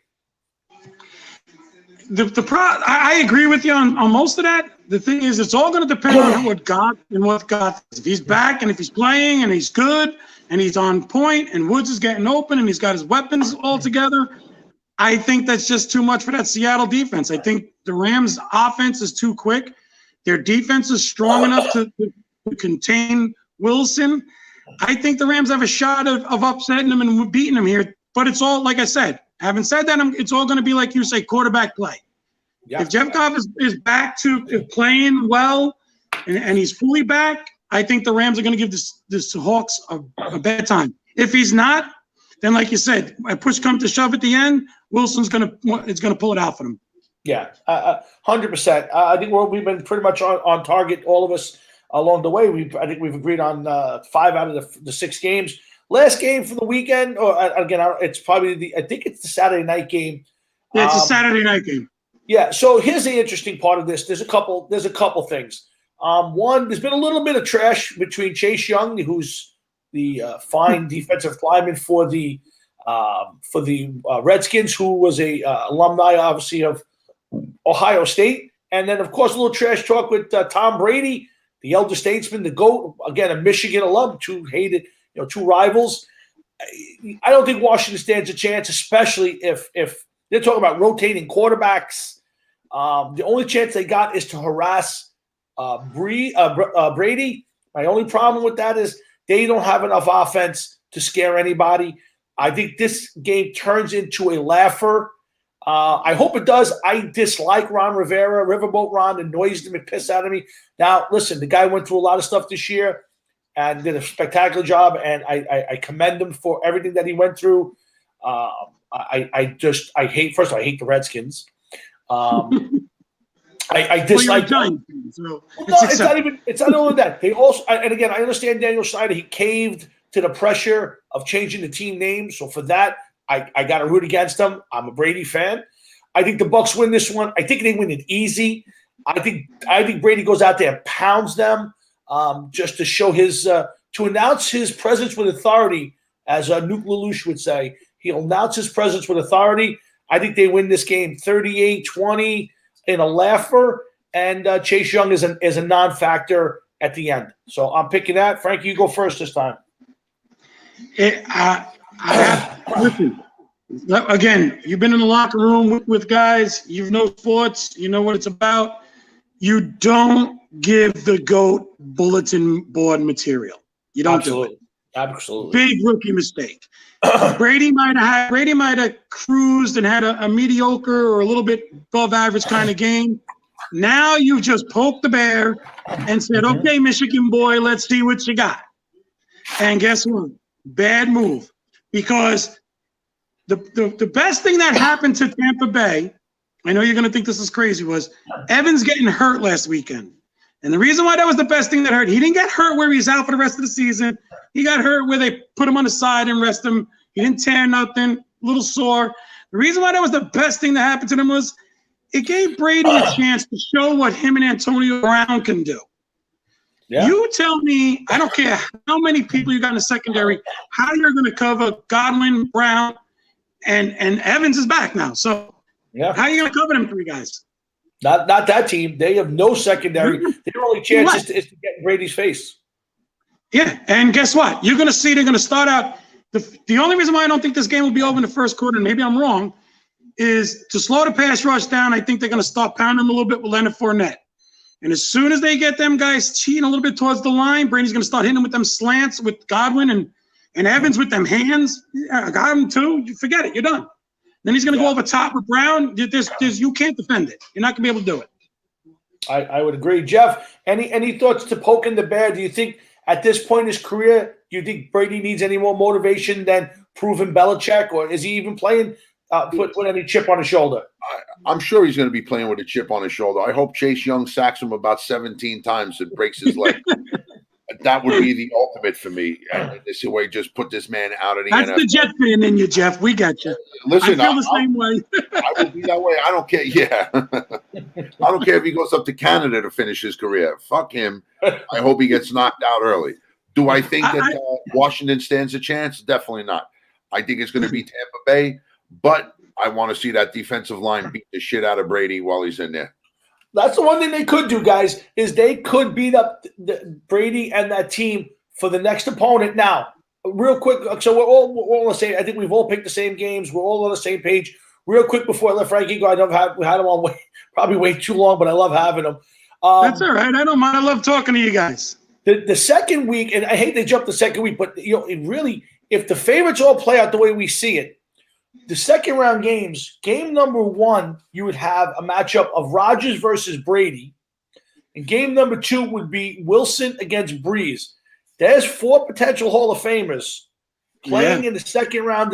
That's an interesting weekend. Now, again, do I think it's interesting matchups? I'm not sure. I'm not sure Breeze has a chance.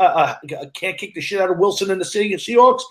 But just seeing 4 guys on the other side, you're not seeing – some wannabe quarterback. You're talking about 4 established guys, couple of them at the end of their career. That second weekend, Jeff, that's a pretty interesting draw. Yeah, it is. It could be a very interesting weekend. I think you're going to get good games no matter what happens. Okay. No matter what happens, the second round is going to be good. I think there's a lot of good teams in the playoffs this year. The dream scenario that you just mentioned, I think, would be ideal, of course. Yeah. But whatever we get, we're going to end up getting. And I think that it's going to be a good second round anyway. I think these playoffs altogether are going to be good. I don't disagree. Frankie, Frank, what's the one team give me the one team in each conference that could upset the apple cart and sneak by? Tennessee Titans. Okay. I like their running game. I like what they've got together. NFC is a little tougher because there's so many. Some of the lower teams are so weak. I think it's the Rams. I think the Rams are the one. I was just going to say that. I was just going to say the Rams based on quarterback play, what he is after that thumb injury. If he's back to being decent, above average at least, then the Rams, I think, would be the one that would upset that apple cart. I agree. Yeah. Jeff, you agree with that theory? Yeah, I would have to pick the Rams from the NFC, and I'm going to go with Cleveland in the AFC. Cleveland's not a bad choice. They got a lot of weapons. I don't think Cleveland's going to go far due to inexperience, but I think that if they get hot and they stay hot, but they got too much against them, with COVID and stuff like that. I think that-that's their downfall. But if they get hot and they stay hot, I'd like to, maybe surprise some people. It'd be a nice story. Last one, Frankie, before we let you go. There's a few jobs open, and I was talking to Jeff about it. You got, let's see, the Jaguars, you got the Chargers, the Texans, the Falcons, the Jets, and the Lions. All these jobs are open at this point for next year. I think the Chargers, if you were a young coach or a coach, the Chargers to me present, I think, the best ideal situation. 7-19. You got your quarterback in the future. You're probably getting a high draft pick. You don't have to spend it there. I think the Chargers might be the most appealing job out there. If you were a young coach, Frank Jeffrey trying to grab a job in the league, what would be the most the hot job for you? What would be the one job you think that you would want?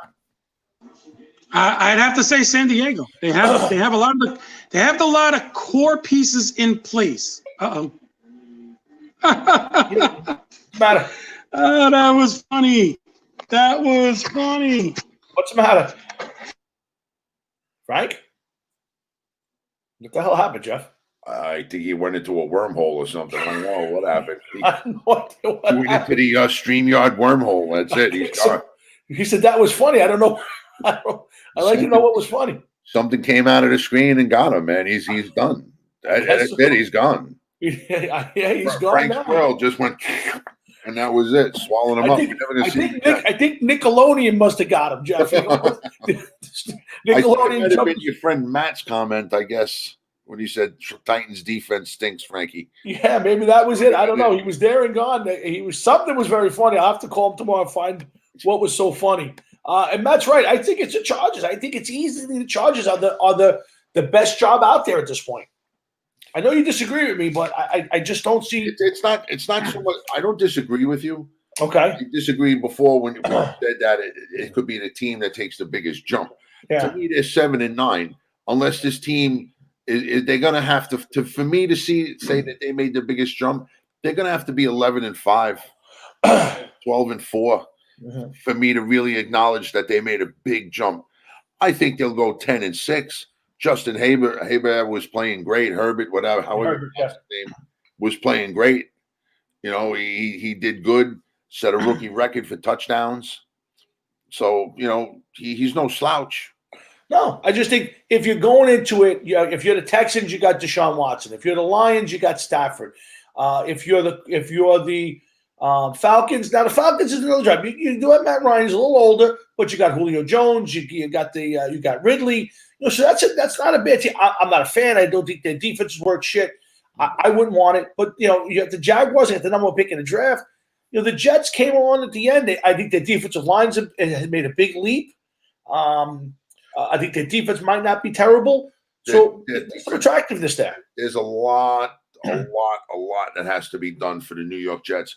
But I'll tell you right now, the thing with the Jets, if you come here and you become successful here, and you turn that team around and you get that team in the playoffs in a year or two, that will become the most wanted job in the NFL. Oh yeah, I'm happy that you took it because the recognition you're going to get, and then imagine if you're the man to take the New York Jets to the Super Bowl. Oh, absolutely. And fucking win. You become the Mark Messier of New York football law.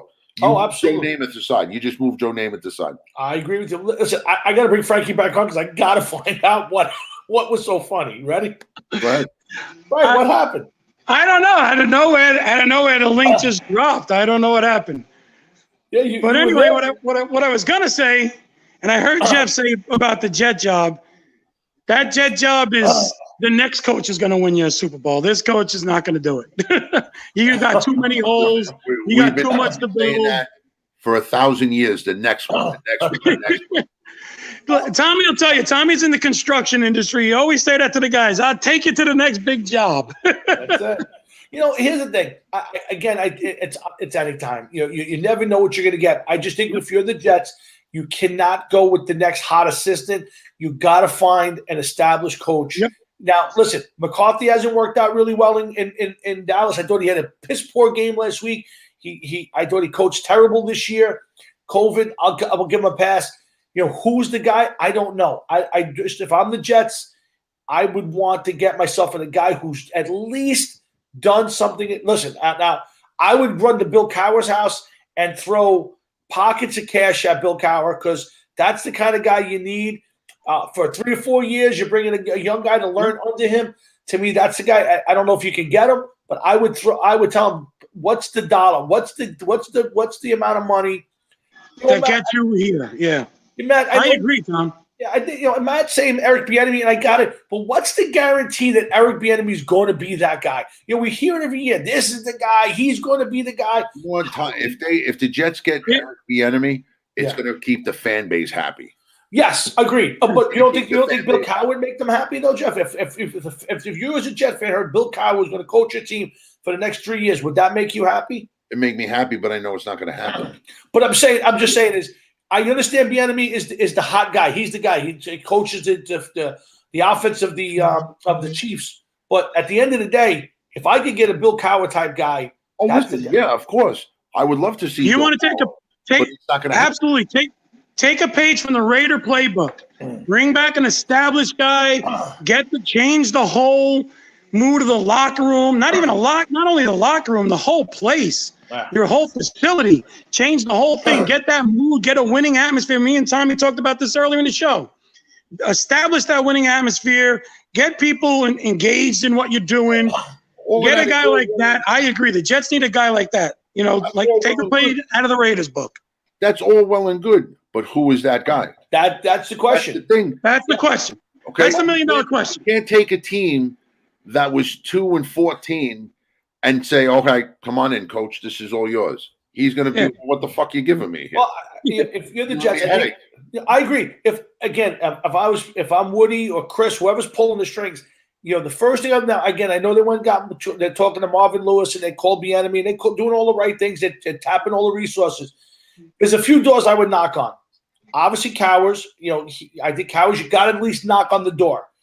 Jim Harbaugh, you got to go up there and say, "Hey, Jim." Now, I hate Jim Harbaugh, but I think he would be. I think he would change the culture and fix that franchise as a guy who's gone to the Super Bowl, as a guy who's turned his team around. That would be a guy. And then if I'm going to reach into the college ranks, I'm going to go after one of the big. Now, I've heard Urban Meyer going to the Jaguars. I would look for a guy like Dabo Swinney, you know, one of those type of guys. I'm not reaching for the next hot assistant in college, and I'm going to be very leery of the pro guy who's never coached. Now, as a Giant fan, we did okay. Okay, we wound up with a guy was a special teams coach. He did great, man. 6-10. I mean, Christ. Tom, I think you hit the nail on the head. If the Jets want to be successful in the future, they gotta get an established guy. Yes, I agree. The enemy's going to go where if it was me, like you put that question, where would Frank Jeffrey go? If you offered me any job and said you could take any job, pay the same no matter what, you got to go to San Diego. The enemy's going to go to San Diego. That's where you're going to win. I agree. I think that's. Or excuse me, LA. I'm sorry, LA. I agree with you, Frankie. Jeff, there is no team in San Diego. He's not going to.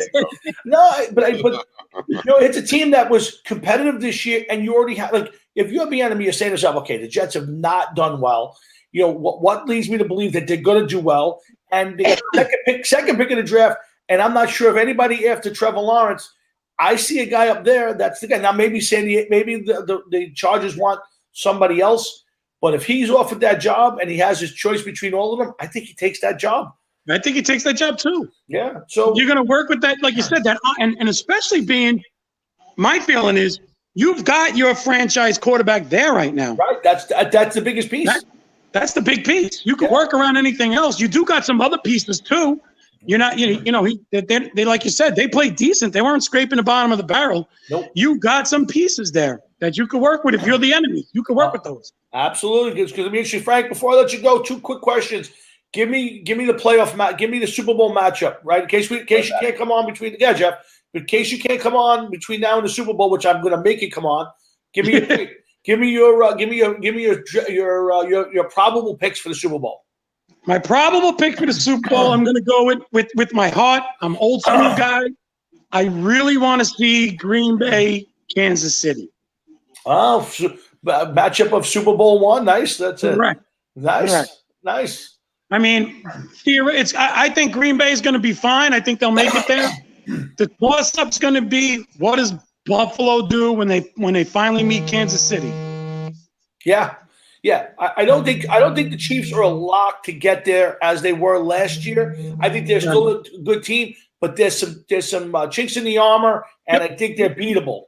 Yep, they are beatable. I agree. I think the Chiefs are beatable. I think Buffalo could beat them. Yeah, but I think, like I said, my dark horse. You want a dark horse? Tennessee, Green Bay, or Tampa, Kansas City. That would be like a dark horse kind of thing.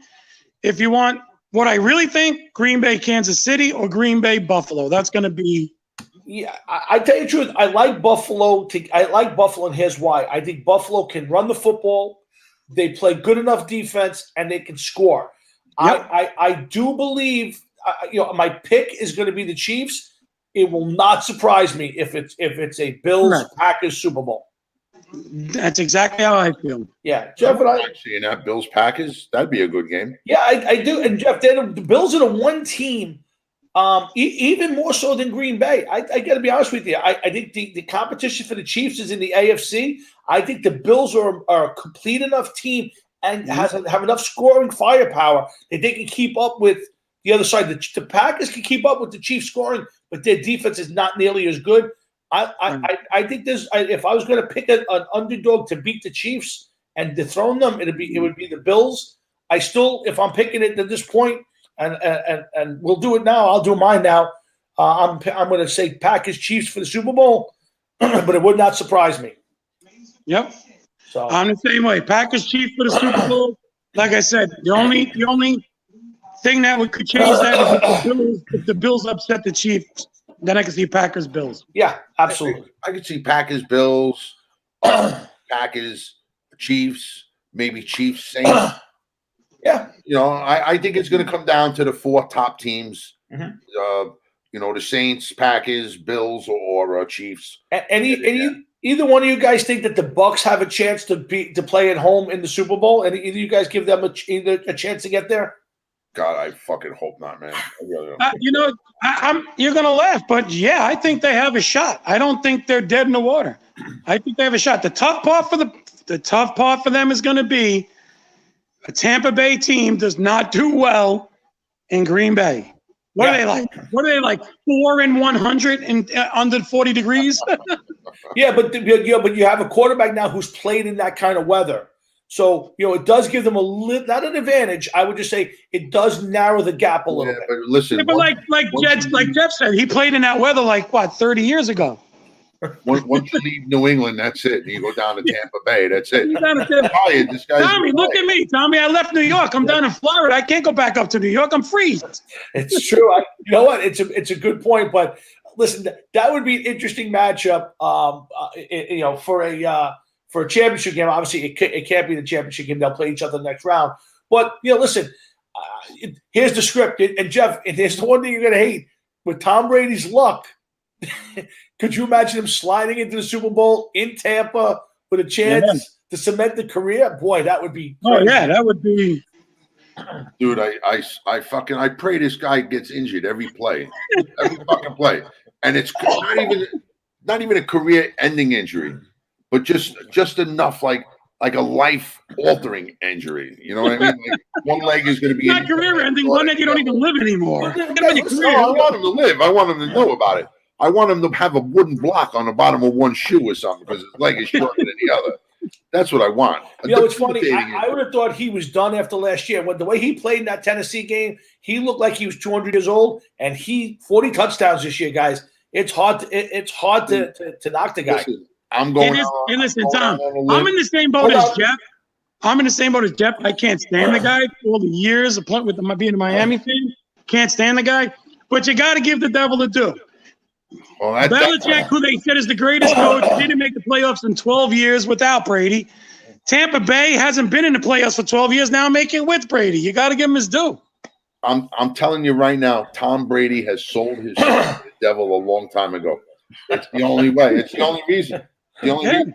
Yeah. It's hard. You realize, you guys said earlier, Frank, you brought it up about Dan Marino, and Tom, you said how many teams passed up Dan Marino. Yep. How many teams passed up fucking Tom Brady in how many fucking rounds? Yes. Not even in one round. How many rounds? 6 rounds. 190. Yeah, I think it was 6 rounds. 6 rounds. Before Tom Brady was, and this fucking guy comes and sets every fucking record, every championship record, everything.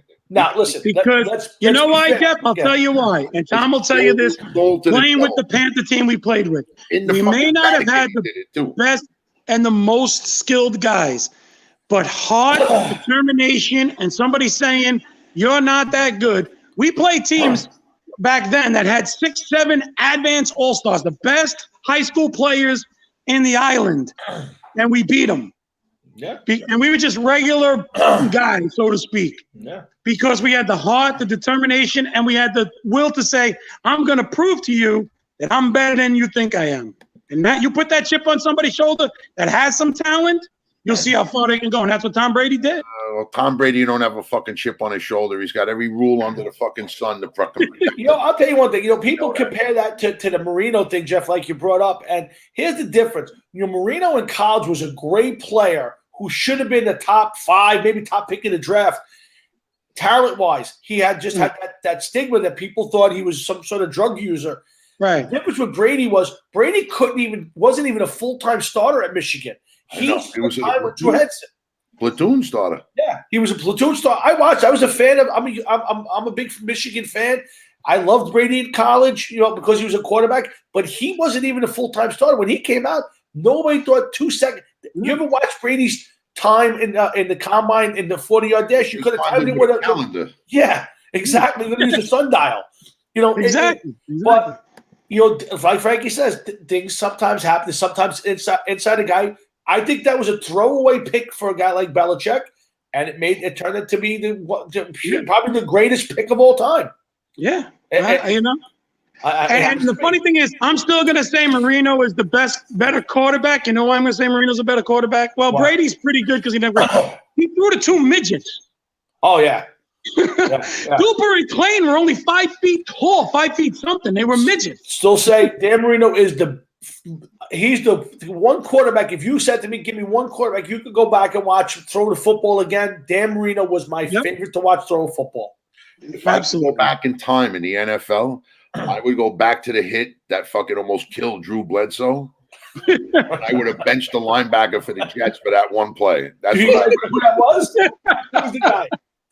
Mo Lewis or something like that, I think it was David Harris. I think it was David Harris. I think it was David Harris. I think it was David Harris. Whoever it was, it'd be like, you get the fuck over here now. Get off the bench. You're benched. You're benched. Go back and take a shower. Get the fuck out of here. That's like saying go back and bench Dino Mangiero so it doesn't break Pastorini's leg, and then who knows? Hale Campbell would have had a Super Bowl. Yeah. To tell you, it's if you think about it, think about how different the NFL landscape would be today.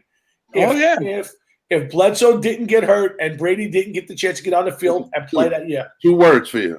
Yeah. Fucking Jets, baby. Fuck up everything. They fuck up everything. They fucked up the NFL. Yeah, absolutely. Maybe John Elway is sitting at home right now. I see Elway. Matt mentioned Elway's name. Maybe Marino. These men sit home and cry because their records were erased out of the record books because of fucking Tom Brady, or because a Jet player almost killed a fucking New England Patriots. Well, think about it. The Jets started a dynasty. It just wasn't their own. That's the Jets for you. Yeah. The Jets were the springboard for a dynasty, and it just wasn't their own. Christ. I mean, there used to be a saying. There used to be a saying that if you put the jet brain in a bird, it would fly backwards. Yeah. It's hard to Listen, I hear that. Well, it's been a great season, and like I said, Frank, I hope you want to come on every week, but somewhere along the line, you got to pop back in. Absolutely, and do this again with us.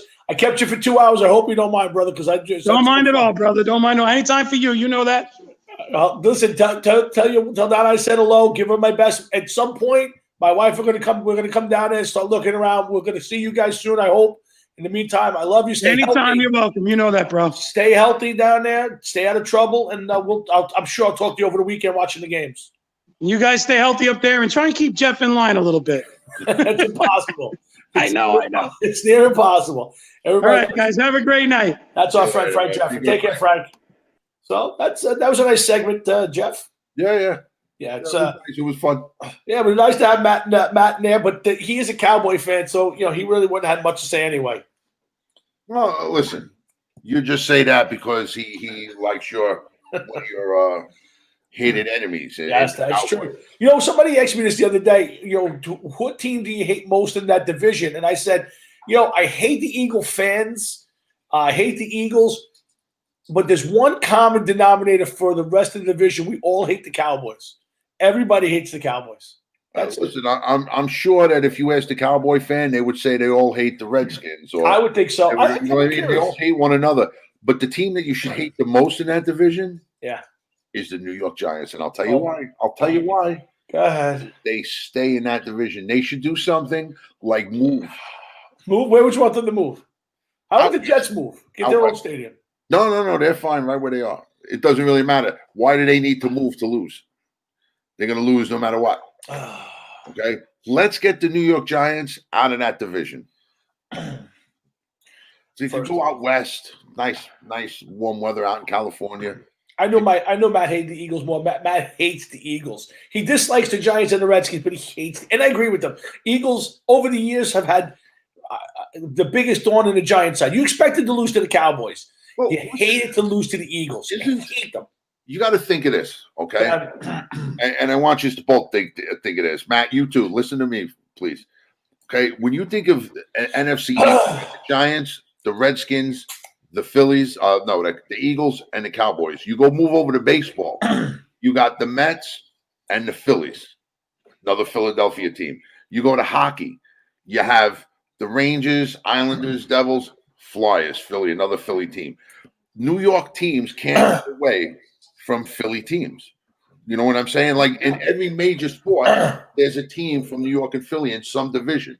So they're division rivals across the board. Now, I know that you can't compare the Mets to the Yankees. A lot of people wouldn't look at it that way, but still, there's a New York team that plays another Philadelphia. Yeah. It's like these are two towns born to hate one another. I'm not even a National League fan or an NFC fan, and I hate any team that comes from Philadelphia. Just hate them. Yeah. Just fuck them. You know what I mean? Guys, Hard Rocket Sports 347 is the number if you were going to call in, but I killed the radio show early after my dad popped in. But we're here every Thursday night, Jeff. He was on.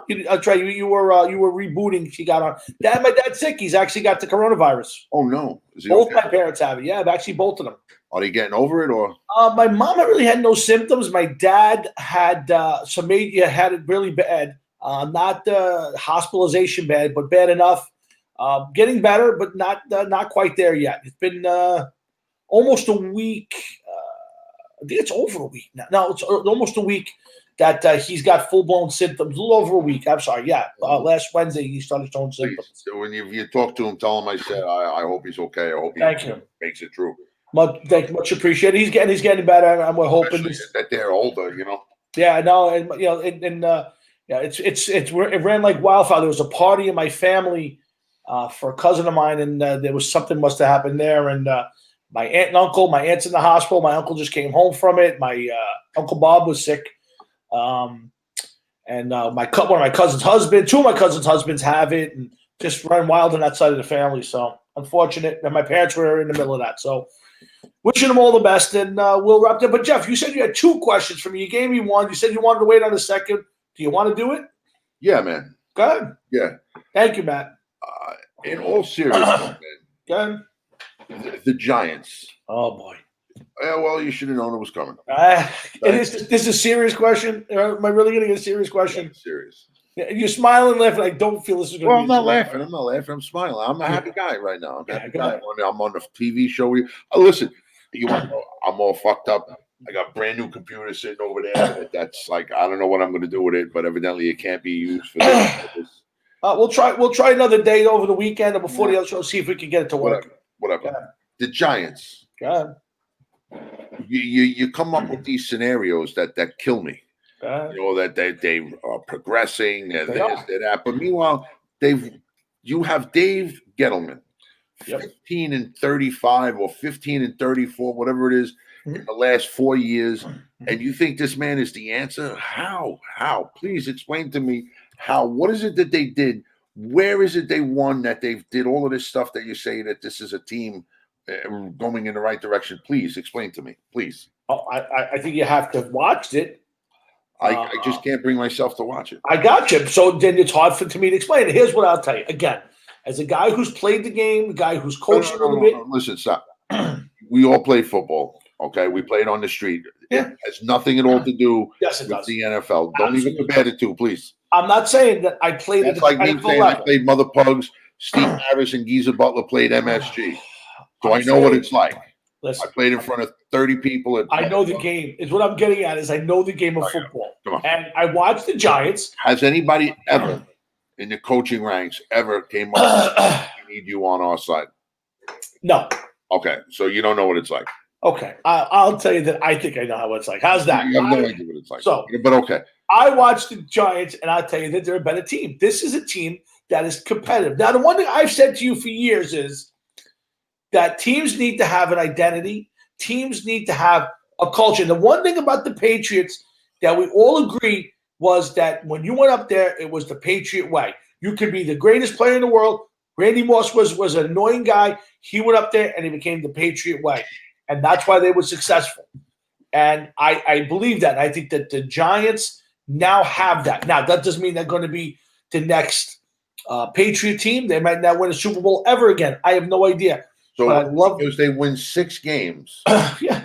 they have a different culture. No, it's not a question of wins. It's what you see on the field. It's the way you see the players conduct themselves. You see the ability, the transition. I can see it, and it's right in front of me. And I love the way this team is built. Go on. They need pieces. They need pieces. They need a wide receiver, somebody to get over the top. By the way, Matt, why didn't you jump in when you got on things? Instead of talking on this, you shouldn't just jumped in. But anyway, we'll get Matt on another week. Oh boy, here we go. Anyway, I'm wearing these to protect my eyes because something is going to come shooting out of your head. That is definitely going to come through the screen and fuck me up. So I'm wearing these to help me out. Giants need a wide receiver, a legit wide receiver to go over the top to stretch the defense out. They need Saquon Barkley back healthy. Now, here's the big question for me, Jeff, right now. I love Saquon Barkley, big Penn State fan. I think his first year in this league he showed amazing talent. 2 years of injuries. Next year needs to be a big year. But having said that, I don't know if I want the Giants to commit major money, and I'll tell you why.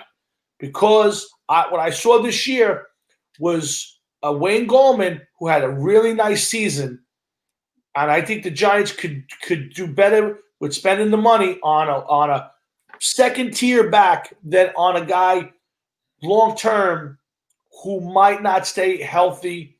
So next year's a big year. He comes back and has a big season and contributes. I say go for it. I won't be thrilled with it, but I'm very leery of that right now. I think that I agree. That's one thing I agree with you. I think that they should get as far away from Saquon Barkley as possible. Yeah, it's a tough move. It's a tough one for me. I have to be honest with you. I want to argue with you on that one, but I am very leery giving him a 5-year, $100 million, $50 million guaranteed contract. I wouldn't.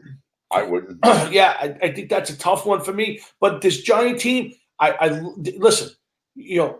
You can say what you want. The Leonard Williams thing has worked out really well. If you're Dave Gettleman, you got a guy who was a big influence on the team. Now, here's the other problem. Now, Jeff, do you trust the fact that Leonard Williams is going to be the same player next year? Not on a contract year. You're going to give him, a 3-4 year, big deal with some guaranteed money up front.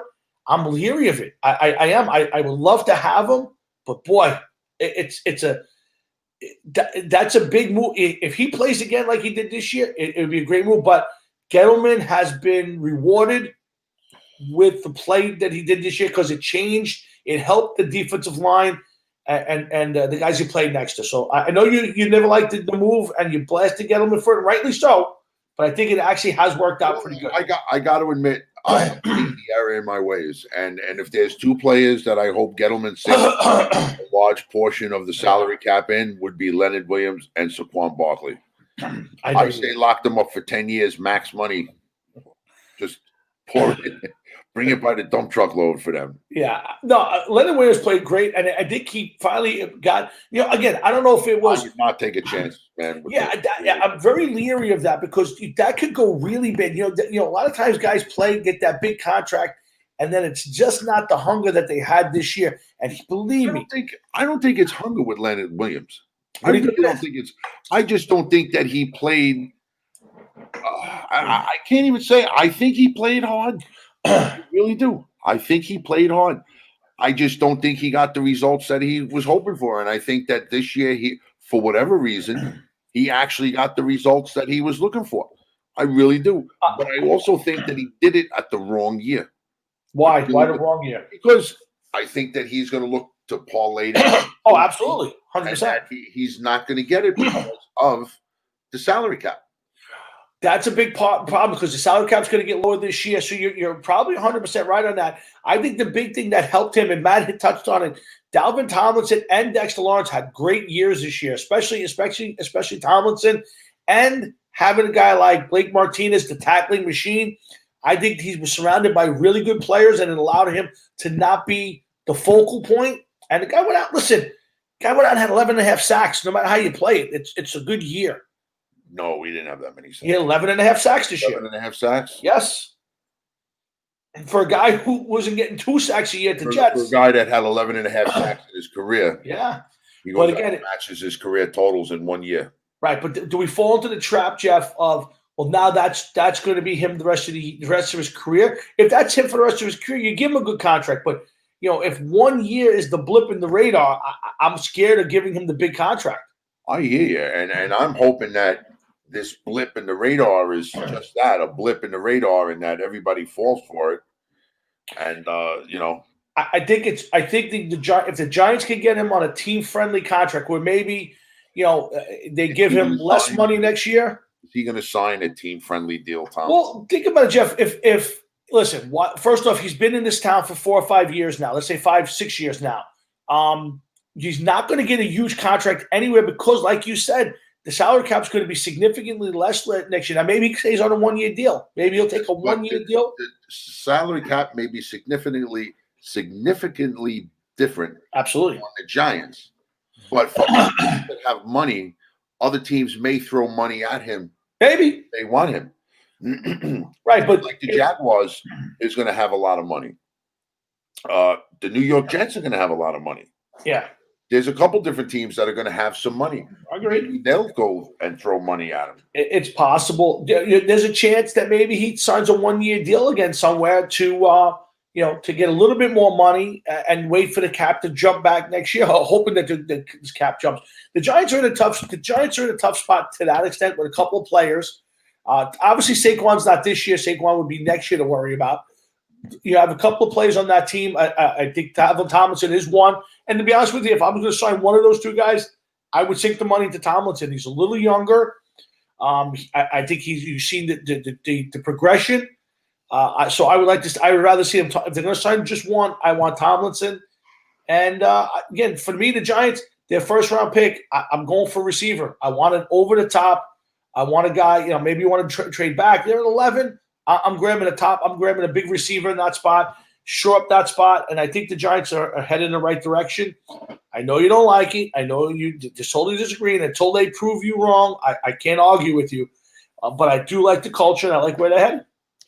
I just think as far as Leonard Williams goes, yeah, and not just Leonard Williams, any NFL free agent, because of the salary cap restrictions, let's say, that may happen this year, you may be better off instead of a long-term deal, sign a 2 year deal, a 1 year deal, where you could play, prove yourself once again, and then maybe make bigger money, next year if they expand the cap. Yeah, because you may, if you sign say a 3 year deal, and you think that you're worth $15 million, a team ain't going to sign you for that much with the salary cap. They're not going to be able to afford it.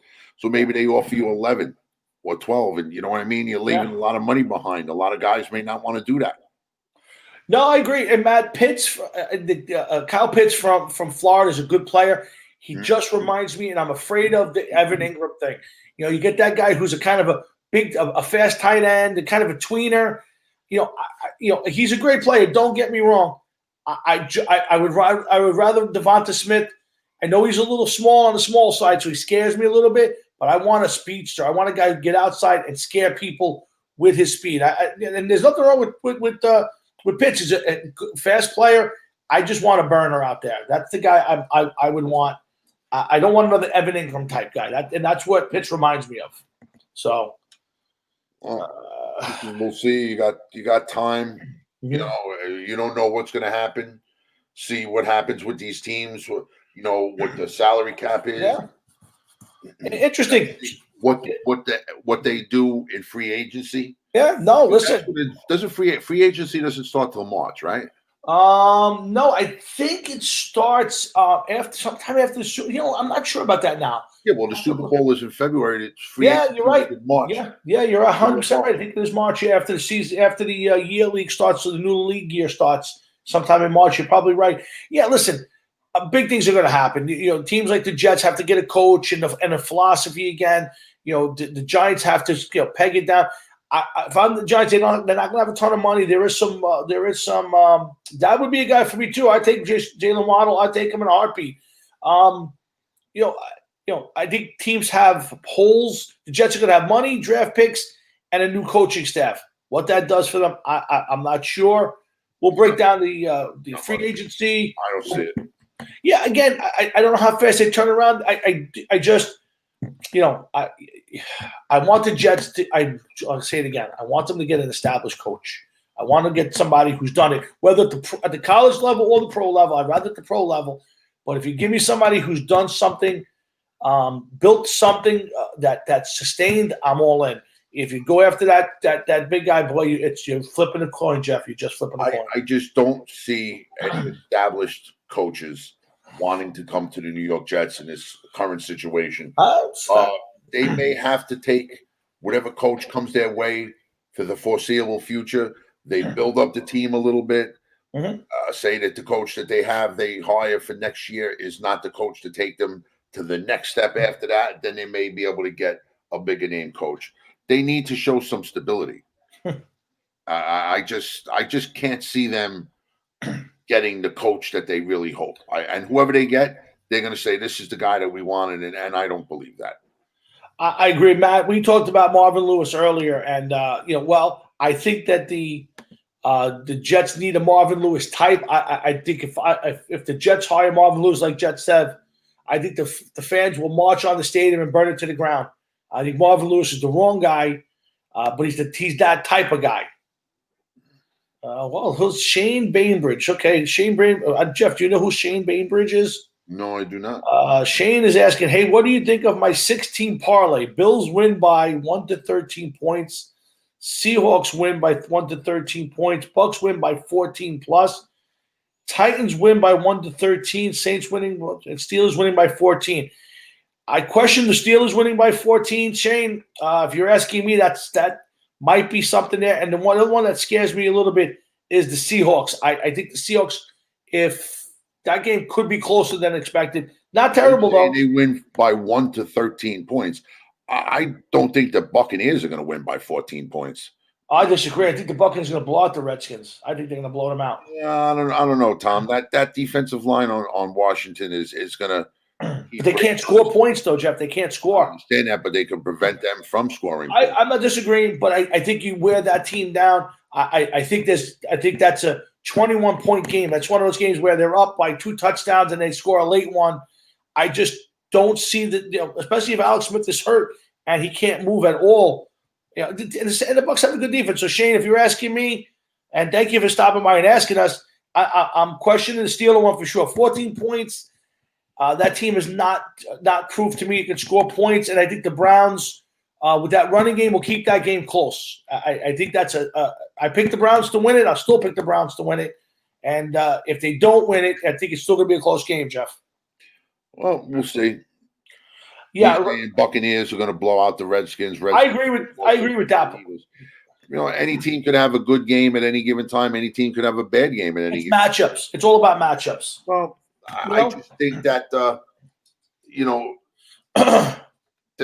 Buccaneers, they've been doing pretty decent all year. If they have a bad game, they come back down to earth. No, agreed. But I don't think the Redskins. Listen, the Redskins have no secondary. Their defensive line is it, but their defensive line is all they have, pretty much. Agreed, but Alex can't Smith, score points. He's been playing this year. He hasn't been playing an excellent comeback player of the league a year without a doubt. But he's hurt. Huh? But he's hurt. That's the problem. He can't move. Yeah, huh? I didn't hear that. What happened? That's what happened last week. He's on a bad. He's got a bad leg. So he played last week, but you could see he could not move. He was not throwing the ball real well. Injured leg. Yeah.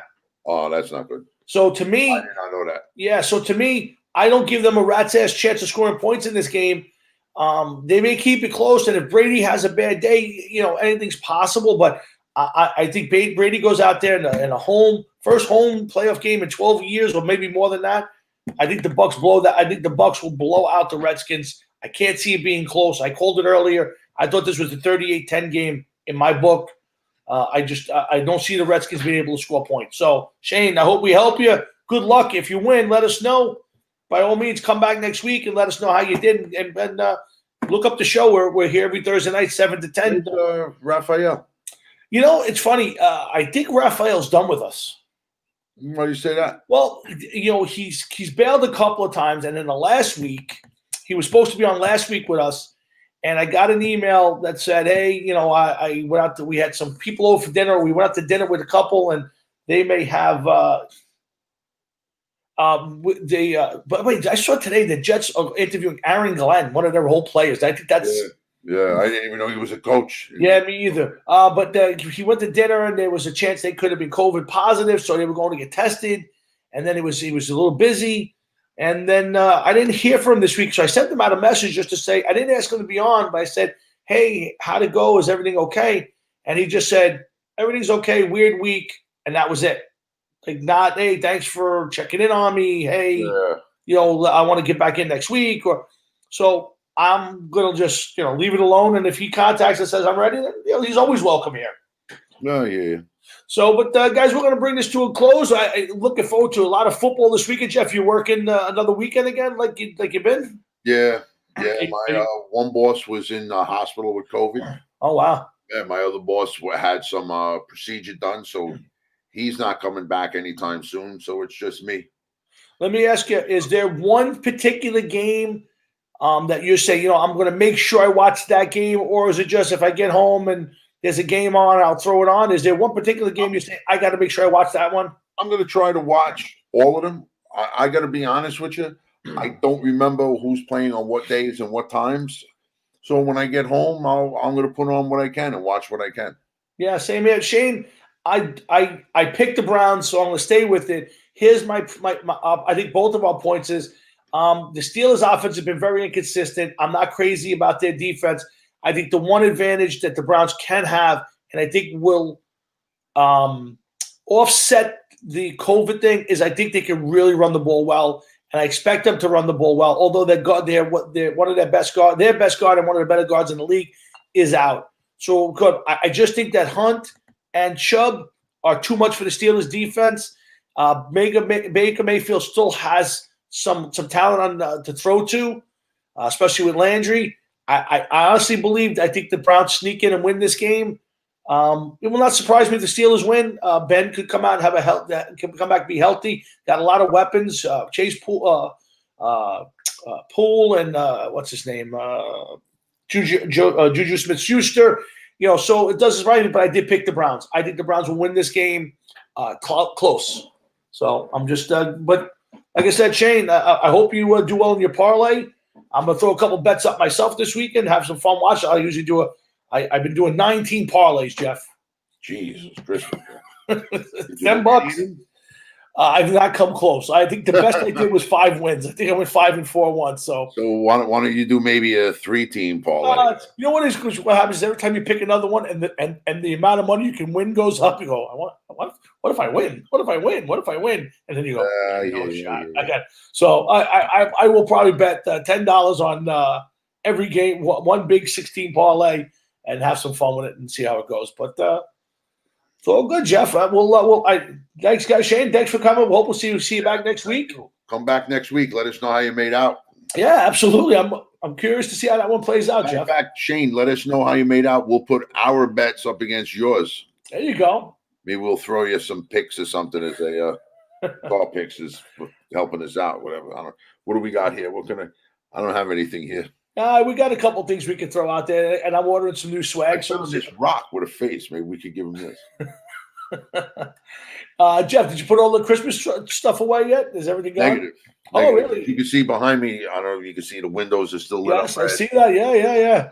I still have my tree. I lit it while I was sitting here. Okay. Yeah, I last weekend I put everything away. I got. You took everything down. Yeah, I did. Yeah, I just got to the point where I said, you know what? Who knows what next weekend's going to bring? It's a little rainy. It's just a little warm, and I packed it all up and put it in boxes, and I can just bring it up in the attic this weekend. So. What I want to do is I want to get 2 bins, and I want to do the outside stuff, right, and inside stuff. Yeah. Okay. Some of the Christmas lights up out in the backyard. I'm just going to redo them so they look a little neater. Okay. If I have people over there, it gives me a little extra light. Nice in the summer. Mm-hmm. Okay. And, I don't know. We'll see what happens. All right. Well, Jeff, I know you got to get to work. We're going to end the show. Say thank you to my dad for checking in. Thanks to everybody on Facebook and on around here. Guys, go to Facebook and look us up and make sure you like the show. You can hit Jeff and I up with a Facebook request, a friend request. Go to YouTube, find the Hard Rocket Sports Show on YouTube, and subscribe. That's always a nice thing to do and help us out. And then, of course, come on back every Thursday night, 7 o'clock to 10 o'clock, when Jeff and I do battle against the forces of evil. We're like the Wonder Twins. We kind of wonder why we do this every week. A pile of lard. But we have fun doing it. And start of a new year, guys. First show of 2021. I'm hoping for better, but how did your New Year's resolutions coming along so far? Well, it's hard to say because it's still early. So far, so good. I think I've managed to stick with it a little bit, and we'll see in about a month, and then of course a few months after that. But I got a few, and maybe I'll let you in on on all of them maybe next week. Oh, good. Mine is coming along pretty good. Yeah, so good, and we'll come back next Thursday night. We'll break down this weekend's games. We'll talk about next week's games. Maybe we'll help you with your bets like we did our good friend Shane here now. And in the meantime, guys, I want you to have a great weekend. Enjoy it. Enjoy the football. Stay safe. Stay home if you have to, but enjoy your life and don't take it too seriously like we do. And come on back and have some fun. Jeff, I'll give you the last word. Anything you want to end with? Man of many words. No, it is not much to be said, Tom. It's another day going to work tomorrow, unfortunately, and trying to figure out why. Why am I going? Why am I doing this? Why? Believe me, I said it every morning at 4 a.m. But we tough it out. But we do get to look forward to coming back. Some good stuff coming up this year. Maybe some TV shows. Maybe a live remote from Cooperstown. We got a lot of little stuff maybe we do, and we hope you come back and you stick with us. But listen, in the meantime, have a great weekend. Be safe. Come back to Hard Rocket Sports next Thursday night when we do it all over again. So for Jeff Towinski, myself, and everybody here at the Hard Rocket Sports Show, have a great night, and we'll see you Thursday. Jeff, hey, talk to you later, pal. Later, dude. Later, man.